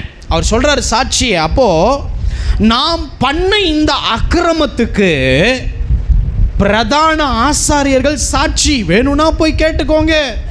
ஏன் தெரியுமா? ஏன்னா அவங்க கையில் தான் நான் நிருபத்தை வாங்கி அந்த ஜனங்களை கட்டி கொண்டு வர தமஸ்குவுக்கு போய் அவங்கள கட்டி கொண்டு வர எருசலேமுக்கு கொண்டு வந்து சிறையில் வைத்து துன்பப்படுத்த இந்த பிரதான ஆசாரியர்கள் கிட்டத்தான் நான் வந்து நிருபங்களை வாங்கிட்டு போனேன். என்னை பற்றி கேட்டு பாருங்க, நான் சொல்கிறது உண்மை அப்படின்ட்டு பிரயாணப்பட்டு தமஸ்குவுக்கு வந்து போது மத்தியான வேளையில் ஒரு பேர் ஒளி வானத்திலிருந்து உண்டாக்கி என்னை அப்படியே நிரப்பினது, அது பிரகாசித்தது அப்படின்னு சாட்சி கொடுத்தார். அப்புறம் சொல்கிறாரு, நான் தரையிலே அப்படியே விழுந்து போயிட்டேன் ஜனங்களே. அப்போது ஒரு சவுலே சவுலே நீ ஏன் என்னை துன்பப்படுத்துகிறா என்கிற ஒரு சத்தம் என் காதுகளில் கேட்டுச்சு ஜனங்களே அப்படின்னு சொல்கிறாரு. அப்போ நான் கேட்டேன், ஆண்டவரே நீர் யார் அப்படின்னு கேள்வி கேட்டேன். அதுக்கு சொன்னார், நீ துன்பப்படுத்துகிற இயேசு நான் தான்ப்பா அப்படின்னு அந்த வார்த்தையின் சத்தம் எனக்கு கேட்டுச்சு. அந்த ஒளியினால் எனக்கு பார்வை தெரியாமல் என்னோடு இருந்தவனுடைய உதவியினால் தான் நான் தமஸ்குவுக்கு போனேன். இப்படி இயேசு கிறிஸ்து இந்த சபையை துன்பப்படுத்தின என்னைய அவருடைய பேர் ஒளி என்கிற மகிமையினால் என்னை மாற்றி இருக்கிறார் என்கிற சாட்சியை இந்த பவுல் ஐயா ஜனங்களுக்கு முன்பதாக பேசினார். அன்பானவர்களே, நான் உங்களுக்கு சொல்கிறேன், ஒரு எத்தனை இஸ்ரவேலா மாற்ற கர்த்தரால் முடியும். ஒரு கொலைகாரரை, ஒரு கொலைக்கு சம்பந்தப்பட்டவரை நீதிமானாய் மாற்ற கர்த்தரால் முடியும். ஒரு துன்மார்க்கமாக வாழுகிறவனை நீதிமானாக்க கர்த்தரால் முடியும். அவங்க வாழ்க்கை ஏன் மாறுதுன்னா அவங்க மகிமையை பெற்ற மகிமைக்கு உண்மையாக இருக்க ஒப்பு கொடுக்கறதுனால் அந்த மகிமை அவங்கள பரிசுத்த பாதையில் நடத்துது. ஆனால் நம்முடைய வாழ்க்கையில் நாம் மகிமையை பெற்றுக்கொள்கிறோம். அதை பெற்றுக்கொண்டு நாம் என்னத்தை செஞ்சோமோ அதே பழைய வாழ்க்கையை நாம் போய் செய்கிறோம். அந்த மகிமை போய்விடுகிறது, இருள் நமக்குள் அதிகமாய் காணப்பட்டு விடுகிறது. என அன்பானவர்களே, அவர் பவுலையா மகிமையை பெற்ற பின் இயேசுவை ஒரு நாளும் துக்கப்படுத்தலை. அதுக்கு முன்னாடி துக்கப்படுத்தினார், அதுக்கு முன்னாடி துன்புறுத்தினார். ஆனால் மகிமையை பெற்ற பின் பவுலையா ஒரு நாளும் இயேசுவை துக்கப்படுத்தலை, விசனப்படுத்தலை. ஆனால் நாம் அவ்வண்ணமாய் இருக்கிறோமா? கொஞ்சம் யோசித்து பாருங்கள் அன்பானவர்களே. உன்னில் உள்ள வெளிச்சம் அது இருள் ஆகாதபடிக்கு நானும் நீயும் எச்சரிக்கையாக இருக்க வேண்டும். ஒரு கேண்டில் லைட்டு தான் நம்முடைய வாழ்க்கை, தெரியுமா? உண்மையாக சொல்கிறேன். ஏதோ நம்ம வாழ்க்கை ஒரு பெரிய ஒரு விஷயம், இன்னும் நான் 80-85 வயசு வரைக்கும் நான் நல்லா பூரணனாக வாழ போகிறேன் நினச்சிட்டு இருக்காதீங்க. நம்மளுடைய ஒவ்வொருத்தருடைய ஆத்துமாவுடைய வாழ்க்கையும் எது தெரியுமா? சாதாரண ஒரு மெழுகுவத்தி, ஒரு 10 ரூபா மெழுகுவத்தி தான் நம்முடைய வாழ்க்கை. தேவனுடைய தீபம் என்கிற வெளிச்சம் அதில் இருக்கிற வரைக்கும் நாம் என்ன பண்ணுவோம்? வெளிச்சம் கொடுப்போம். கர்த்தர் அதை அணைத்து விட்டார்னு வச்சுக்கோங்க, நம்ம வாழ்க்கை மூச்சும் அதோடு நின்று போயிடும். நம்ம பாருங்கள், நம்ம போடுற செருப்பை கூட இறந்து போயிட்டா 1 மாதம் அளவுக்கு வீட்டில் வச்சிருந்து தான் தூக்கி போடுவான். ஆனால் நாம் செத்தோன்னு வைங்க, 3 நாள் கூட வச்சுருக்க மாட்டான் நம்ம வீட்டிலையே, நம்ம சொந்த கட்டின வீட்டிலையே. நம்முடைய செருப்பு கூட 3 மாதம் கிடக்குங்க, ஆனால் நம்ம இருக்க மாட்டோம், தெரியுமா? நம்மளுடைய வாழ்க்கை ஒரு சாதாரண மெழுகுவத்தி, அது கவனம் இருக்கணும். நான் ஒவ்வொரு முறையும் யோசிப்பேன், கர்த்தர் அணைச்சிட்டா மூச்சு நின்றோம், வாழ்க்கை முடிஞ்சு போச்சு. அது அணையாத அளவுக்கு பரிசுத்த ஆவி நம்மளை இரு கரத்தையும் கொடுத்து அந்த அந்த அந்த அனலை, அந்த நெருப்பை பாதுகாக்கிறார். அதுதான் நம்முடைய வாழ்க்கை. அப்போ நம்மக்கிட்ட இருக்கிற இந்த வெளிச்சம் இருள் ஆகாதபடி நம்ம என்ன பண்ணணும்? எச்சரிக்கையாக நடக்கணும், எச்சரிப்பாக பேசணும், கரெக்டான வழியில் நடக்கணும். அந்த மகிமை நம்மளை விட்டு போயிடும், அது நமக்கு தெரியாது. அல்லேலூயா, அல்லேலூயா. பாருங்க, தாம்பரத்தில் தேவன் அழகாக பேசுவார், எல்லாம் பண்ணுவார். ஒரு 13-14 வருடம் இருக்கும்னு நினைக்கிறேன். அப்படியே என்னால் தாங்க முடியாத அளவுக்கு ஒரு டென்ஷன், அப்படியே ஒரு ஒரு ஒரு விதமான ஒரு தூக்கம், ஒரு ஒன்றுத்துக்கு உதவாத ஒரு தூக்கம். அதுக்கு உடனே என்ன ஆச்சு? வா ஃப்ரெண்டு கூட போகலாம், போயிட்டு இன்றைக்கி சிகரெட்டை பற்ற வச்சே ஆகணும், அந்த மாதிரி ஒரு எண்ணம். தாம்பரத்தில் இருக்கிறதுலையே காஸ்ட்லி சிகரெட், வாங்கடா. அது ஜெபிக்கிற ஒருத்தர் இருப்பா, அவனை கட் பண்ணிவிட்டு வா வா வான்னு சொல்லிட்டு அப்படியே உட்காந்து சிகரெட் அடிச்சிட்டு இருக்கும்போது உள்ள ஒரு சத்தம் என்னன்னா, பரிசுத்த ஆவியானவர் போலவே ஒரு சத்தம் என்னை அப்படியே என்கரேஜ் பண்ணுது, உள்ள அப்படியே என்னை தேற்றுது. நான் பரிசுத்த ஆவியானவர் இதை பண்ணாலும் என் கூட நீர் இருப்பீரோ, ஒரு நாளைக்கு 10 அடிக்கிற ஆண்டவரே. அது சத்தம் பேசுது உள்ள. ஆவியானவர் எப்படி உள்ள பேசுவாரோ அந்த சத்தம் பேசுவோம். அதே மாதிரி எனக்கு தெரியாது, இதை வாங்க போகிறதுக்கு முன்னாடி வரையும் இருக்கிறார். இதை கையில் எடுத்தோடனே இவர் போனது எனக்கு தெரியல, இவர் வெளியே போகிறது நமக்கு தெரியாது. புரியுதா? பரிசுத்த ஆவி வரும் பொழுது எப்படி பெற்றுக்கொள்கிறோம்? நம்ம கையை தட்டி நல்லா உற்சாகமாக குதிக்கிறோம், அவர் போகிறது தெரியாது. அசுத்த ஆவி உள்ள வர்றது எப்பனே தெரியாது, ஆனால் போகும்போது என்ன பண்ணோம்? அழக்கழித்துட்டு போகும். இதுதான் வித்தியாசம். அப்படி உள்ள உக்காந்துட்டு அசுத்த ஆவி அப்படியே என்னை என்கரேஜ் பண்ணுது. எனக்கு அன்பானவர்களே, அல்லேலூயா. பாருங்க, இந்த இருள் நம்ம வெளிச்சத்தை அணைத்திரும். யாரும் பரிசுத்தவன் கிடையாது, ஆனால் பரிசுத்தமாக வாழ முயற்சி செய்கிறவனுக்கு அந்த இருள் உள்ள வராத அளவுக்கு பாதுகாக்கிற ஒரு பரிசுத்த வல்லமையை கர்த்தர் கையில் கொடுப்பார். அல்லேலூயா. எத்தனை பேர் ஆமேன்னு சொல்கிறீங்க? நான் சொல்கிறேன், உங்கள் விளக்கு அணைந்து போகாமல் நீங்கள் தான் காப்பாற்றிக்கணும். அல்லேலூயா. உங்கள் ரட்சிப்புக்கு வேணால் உங்கள் தாய் நடத்தலாம், உங்கள் தகப்பன் நடத்தலாம், நண்பர்கள் கைட் பண்ணி சபைக்கு போடா நடத்தியிருக்கலாம். ஆஃப்டர் ரட்சிப்பு என்கிற விதை உனக்குள் வந்துருச்சுன்னா அந்த ரட்சிப்பின் விதையை காத்து கொள்ளுகிற அந்த கிருபை உனக்கு மட்டும்தான் தேவன் தருவார். நீ தான் அதை காப்பாற்றிக்கணும். ஹல்லேலூயா, ஹல்லேலூயா. இப்போ எத்தனை பேர் உபவாசம் இருக்கிறீங்க? உபவாசம் இருக்கிறீங்க. நான் சொல்லட்டுமா, எப்போ வேணாலும் 40 நாள் உபவாசம் இருக்கலாம். சரி, எப்போ வேணாலும் 21 நாள் உபவாசம் இருக்கலாம். ஆனால் நாம் ஒருவேளை நீங்கள் உபவாசம் இருக்கிறது சரி, நீங்கள் சத்தியம் நிறைந்த சபை, நீங்கள் காரியங்களுக்காக இருக்கிறீங்க. ஆனால் உலகம் 40 நாள் எதனால் கொண்டு வந்தாங்க தெரியுமா? பாருங்க, எல்லா மதத்தினரும் முஸ்லீம்ஸ் ஃபாஸ்டிங் இருக்காங்க, ஆமே. சில ஹிந்துஸ் ஃபாஸ்டிங் இருக்கிறாங்க, ஆமே. சார், நாம் எதுக்காக இருக்கிறோம்? குட் ஃப்ரைடே வருது, ஈஸ்டர் வருது, அதுக்கு முன்னாடி நம்ம 40 நாள் இருக்கும். இல்லை இயேசு 40 நாள் வந்து உபவாசம் இருந்தார் பிரதர். அந்த 40 நாள் இந்த மாதம் அவர் இருக்கலை, ஆமே.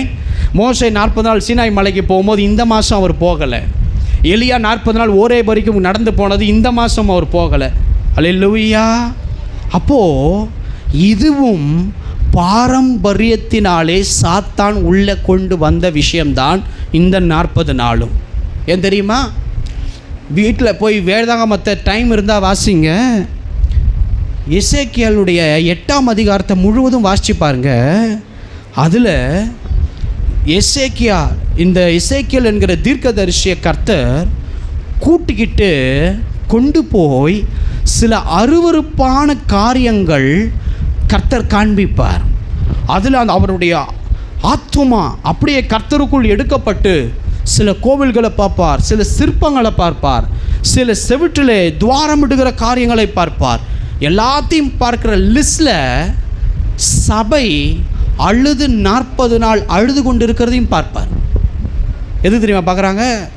அந்த இடத்துல தம்பூஸ் என்கிற ஒரு ராஜா வாலிப நாட்களில் மரிச்சிருப்பான். அவனுடைய அம்மா பாதாளத்தில் விழுந்த என்னுடைய பையனை நான் மீட்கும்படி சபை 40 நாள் என் மகனுக்காக தம்பூஸ்க்காக ஜெபம் பண்ணுங்க, நான் போய் மீட்டு கொண்டு வருவேன் என்று சொல்லி போய் மீட்டு கொண்டு வர முடியாததை அறிந்து இந்த ஜனங்கள் அந்த தம்மூஸ்க்காக அழுகிற அந்த நாள் தான் 40 நாள்.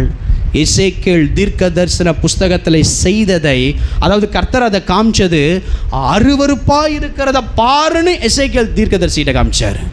இந்த அருவருப்பை நாளுக்கு நாள் வர வர வர வர சபை பாரம்பரியங்களை உள்ளே கொண்டு வந்து அந்த 40 நாள் இப்படியாய் மாற்றி அவர்கள் வழிநடத்தப்பட்டு கொண்டு இருக்கிறாங்க. நான் உங்களுக்கு சொல்கிறேன், எந்த நாள் வேணாலும் நீங்கள் உபவாசம் இருக்கலாம்.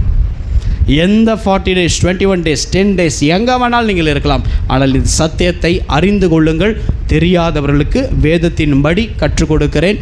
நீங்கள் கிளாஸ்க்கு வாங்க, கர்த்தர் ஆசீர்வதிப்பார். ஹல்லேலூயா. அப்போது இந்த இருளை உள்ளே வருவதற்கு தயவு செய்து அலோ பண்ணிராதீங்க. அவர் பகலிலே மேகஸ்தம்பமாய், இரவிலே அக்கினி ஸ்தம்பமாய் நம்மளை நடத்த விரும்புகிறார். அன்பானவர்களே, உங்கள் வாழ்க்கையும் கர்த்தரால் ஆஸ்வதிக்கப்பட போகிறது. நீங்கள் விசுவாசிங்க, கர்த்தர் உங்கள் வாழ்க்கையில் பெரிய பெரிய காரியங்களை செய்வார். நீ ஒன்று பண்ணாத, இருளை தொடாத, இருளை நேசிக்காத, கண்களில் இச்சிக்காத, இருள்களால் உன் ஆத்துமாவை நிரப்பிடாத, இருளை விட்டு ஓடு. ஏன் யோசேப்பு ஓடுறார்? இருளை விட்டு ஓடினார். சிங்காசனம் வருது, ஆசீர்வாதம் எப்போ வரும்? இருளை விட்டு ஓடு, அது தன்னால் உனக்குள்ளே வரும். அன்பானவர்களே, எத்தனை பேர் ஆமேன்னு சொல்லுகிறீங்க? இஸ்ரவேலுக்கு இரட்சகனாக இருந்த ஒரு சிம்சோன் அந்த இருளை அனுமதித்தான். அவன் வாழ்க்கையே இருளாக போச்சு, கண்களும் ரெண்டும் இருளாய் பிடுங்கப்பட்டு விட்டது. யூதாசனுடைய வாழ்க்கை இருளை அனுமதித்தார். அவருடைய ஊழியமும் இருளாய் போனதை கொஞ்சம் ஞாபகம் வைத்துக் கொள்ளுங்க. இருள் வராதபடி காத்து கொள்ள அழணும், ஜெபம் பண்ணணும். மற்றதுக்கு அழாதீங்க. எவ்வளோ கடன் ஆனாலும், எவ்வளவு நீ நஷ்டப்பட்டாலும் இந்த பூமியோடு கூட உனக்கு போயிடும். இதுக்கு அதுக்கு சம்பந்தமே கிடையாது. ஹல்லேலூயா. ஐயோ, நான் நான் செத்து போயிட்டேனே, என் பிள்ளைங்களுக்கு நான் சொத்தை பிரித்து தரலையே, என் பிள்ளைங்க அடிச்சுக்குமோ, அந்த உணர்வெல்லாம் அங்கே போனால் உனக்கு இருக்காது. உன் சரீரத்தை விட்டு ஆத்துமா பிரிந்தவுடன் இந்த பூமியிலே உனக்கு இருக்கிற அத்தனை சம்பந்தங்களும் அது உடைத்தெறிந்து போகும்.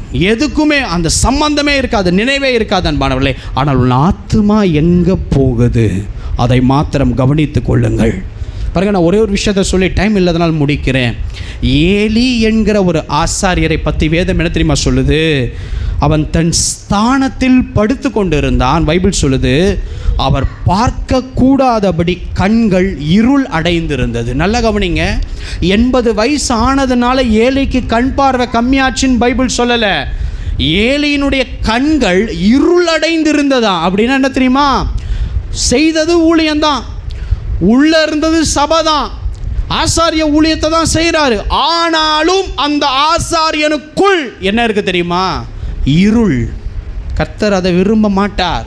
ஆனால் அந்த இருளை வெளியே எடுக்க சின்னதாக இருக்கிற ஒரு சாமுவேல் தீர்க்கதரிசி, சாமுவேல் பையன்கிட்ட போய் சொல்லி, இப்படியா போய் சொல்லுப்பா, இந்த ஏலிக்கு சொல்லுப்பா அப்படின்னு சொல்லி கர்த்தர் சொல்லும்போது சொல்கிறாரு, நான் ஒரு காரியத்தை ஏலி குடும்பத்துக்கு செய்வேன், அதை கேட்கிற எல்லா காதுகளிலும் அந்த விஷயம் தொனிக்கும்.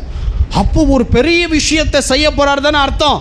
ஆனால் அந்த ஏலி பாருங்க, தான் குடும்பத்திற்கு விரோதமாய் கர்த்தர் சொன்ன எந்த காரியத்தையும் குறித்து கவலையும் படலை, உபவாசமும் போடலை, ஜெபிக்கவும் இல்லை. அதை அப்படியே விட்டு விட்டார். அவங்க பிள்ளைகளையும் அதை தொடங்கவும் முடிக்கவும் நான் பண்ணுவேன் அப்படின்னு கர்த்தர் சாமுவேல் என்கிற சிறு மகனோடு கூட பேசினார். அப்போ காலையில் ஆகும்போது கர்த்தர் உனக்கு என்ன சொன்னார் சாமுவேல், மறைக்காமல் நீ எல்லாத்தையும் சொல்லுன்னு சொல்லும் பொழுது நடந்தது எல்லாத்தையும் சொன்னார். அதுக்கு ஏலியினுடைய பெரிய ஒரு விதமான ஒரு ரிப்ளை என்ன தெரியுமா? அவர் கர்த்தர், அவர் தமது பார்வைக்கு நலமானதை செய்யட்டும். அதுக்காகவா கர்த்தர் உன்கிட்ட வந்து சொல்கிறது? அல்லேலூயா. அவர் கர்த்தர், அவர் பார்த்து கொள்வார். அல்லேலூயா. நடந்தது என்ன தெரியுமா? இஸ்ரவேலர்கள் பெலிஸ்தியர்கிட்ட முறிந்து விழுந்தார்கள். கர்த்தருடைய சபைக்குள் இருக்கிற உடன்படிக்கை பெட்டி பெலிஸ்தியர்களுடைய கோவில்களுக்கு அப்படியே புறஜாதிகளுக்கு கொண்டு போகப்பட்டது. கர்த்தருடைய மகிமை இஸ்ரவேலை விட்டு விலகினது. ஏலி வாசலிலே உட்கார்ந்து இருக்கும் பொழுது மல்லாக்க விழுந்து பிடரி முறிந்து செத்து போனார். அல்லேலூயா, அல்லேலூயா. ஒரு சபை பாஸ்டர் கொஞ்சம் யோசிப்பார், கர்த்தர் தீங்கான முடிவை கொடுப்பாரா? அல்லேலூயா. பரிசுத்தவான்களுடைய மரணம் அவர் பார்வைக்கு எப்படி இருக்கும்? பிரியமாக இருக்கணும். ஓ, என் மகள் பூமியில் சூப்பராக சாட்சியாக வாழ்ந்திருக்கா, இப்போ கண்ணை முன்னா அங்கே வரணும்னு சொல்லி கர்த்தர் சந்தோஷமாக காணப்படுவார். பரிசுத்தவான்களுடைய மரணத்தில் பிடரி முறிந்து விழுந்து சரிந்து ஆவி ஆத்துமா சரீரம் இருளடைந்து போய் ஒரு ஊழியக்காரன் மரிக்கிறார் என அன்பானவர்களே. அதனால தான் நான் சொல்கிறேன், கர்த்தர் சொல்லும் பொழுது இருள் நமக்குள் வந்திருக்கிறதே நமக்கு தெரியாது. அதை அப்படியே அக்செப்ட் பண்ணிக்கிட்டு அந்த இருளில் இருந்து என்னை விலக்கி காத்து கொள்ளும். மகிமையை பெற்று நான் இருளை பெறக்கூடாது ஆண்டவரே, எதனால இருளை கொண்டு வந்திருக்கிறேன் சொல்லுங்க, மாற்றிக்கிறேன், கேளுங்க, சொல்லுவார். இருளை, அந்த சூழ்நிலை, அந்த சுபாவத்தை, அந்த கீழ்ப்படிதல் எல்லாத்தையும் மாற்றிக்கிட்டு அந்த பாவத்தை செய்யாமல் இருள் வருகிற எல்லாத்திலும் இயேசுவின் ரத்தத்தை வச்சு அடைங்க. இருள் வராது. குடும்பத்தை கர்த்தர் நடத்த ஆரம்பிப்பார். நோவாவின் பேழையை சுற்றிலும் காரிருள் இருந்தது. இயேசுவை பிடிக்க வரும்போது தேவன் வசனம் பாருங்க அழகா சொல்லுது, இருள் இருந்ததில்ல, இது கார் இருளின் நேரம் அப்படின்னாரு தேவன். இயேசுவை பிடித்து கொண்டு போக அந்த பரிசேயர்கள் அப்படியே வராங்க. ஆண்டவர் சொல்றாரு, இது கார் இருளின் நேரம். அப்படின்னா என்ன? அந்த கார் இருள் சூடும் அன்பானவர்கள் யாரு? ஜெபிக்கிறவன் கிட்ட, நல்ல உபவாசம் பண்ணவன் கிட்ட கார் இருள் வந்து நிற்கும். எப்ப இவனுக்குள் நான் போவேன், அவன் புலம்பட்டும், உள்ள போறேன், கொஞ்சம் கொஞ்சமா அவன் ஜபத்தில் கம்மியாகிறான், உள்ள போறேன். அப்படி போனதுதான் யூதாசுடைய வாழ்க்கையும் சிம்சோனுடைய வாழ்க்கையும் சவுல் ராஜாவுடைய வாழ்க்கையும். அந்த நிலைமை சபைக்கு வரக்கூடாது. நீயும் நானும் சாட்சியா நிற்கணும். நீங்களும் நானும் கர்த்தரால் மேன்மைப்படுத்த போகிறோம். நீங்களும் நானும் கர்த்தரால் உயர்த்தப்பட போகிறோம். எத்தனை பேர் விசுவாசிக்கிறீங்க? கர்த்தர் சொல்கிறத நான் அப்படியே கீழ்ப்படிவேன், அவர் சொல்கிறத நான் அப்படியே செவி சாய்ப்பேன், என்னுடைய நிலைமை மாறப்போகுது, இருள் வராமல் நான் காத்துக்கொள்ள போகிறேன், அவருடைய பிரசன்னம் என்னை நடத்த நான் ஒப்பு கொடுக்க போகிறேன். எத்தனை பேர் நீங்கள் சொல்கிறீங்களோ உங்களுடைய வாழ்க்கை துக்கம் நிறைந்த யாபேசுடைய வாழ்க்கையாக இன்னைக்கு இருக்கலாம், ஆசீர்வாதமே இல்லாத யாபேஸ் வாழ்க்கையாக இருக்கலாம். ஆனால் தேவன் அவருடைய வாழ்க்கையை ஆசீர்வதித்ததை போல இன்றைக்கு உன் வாழ்க்கையை ஆஸ்வதிக்க போகிறார்.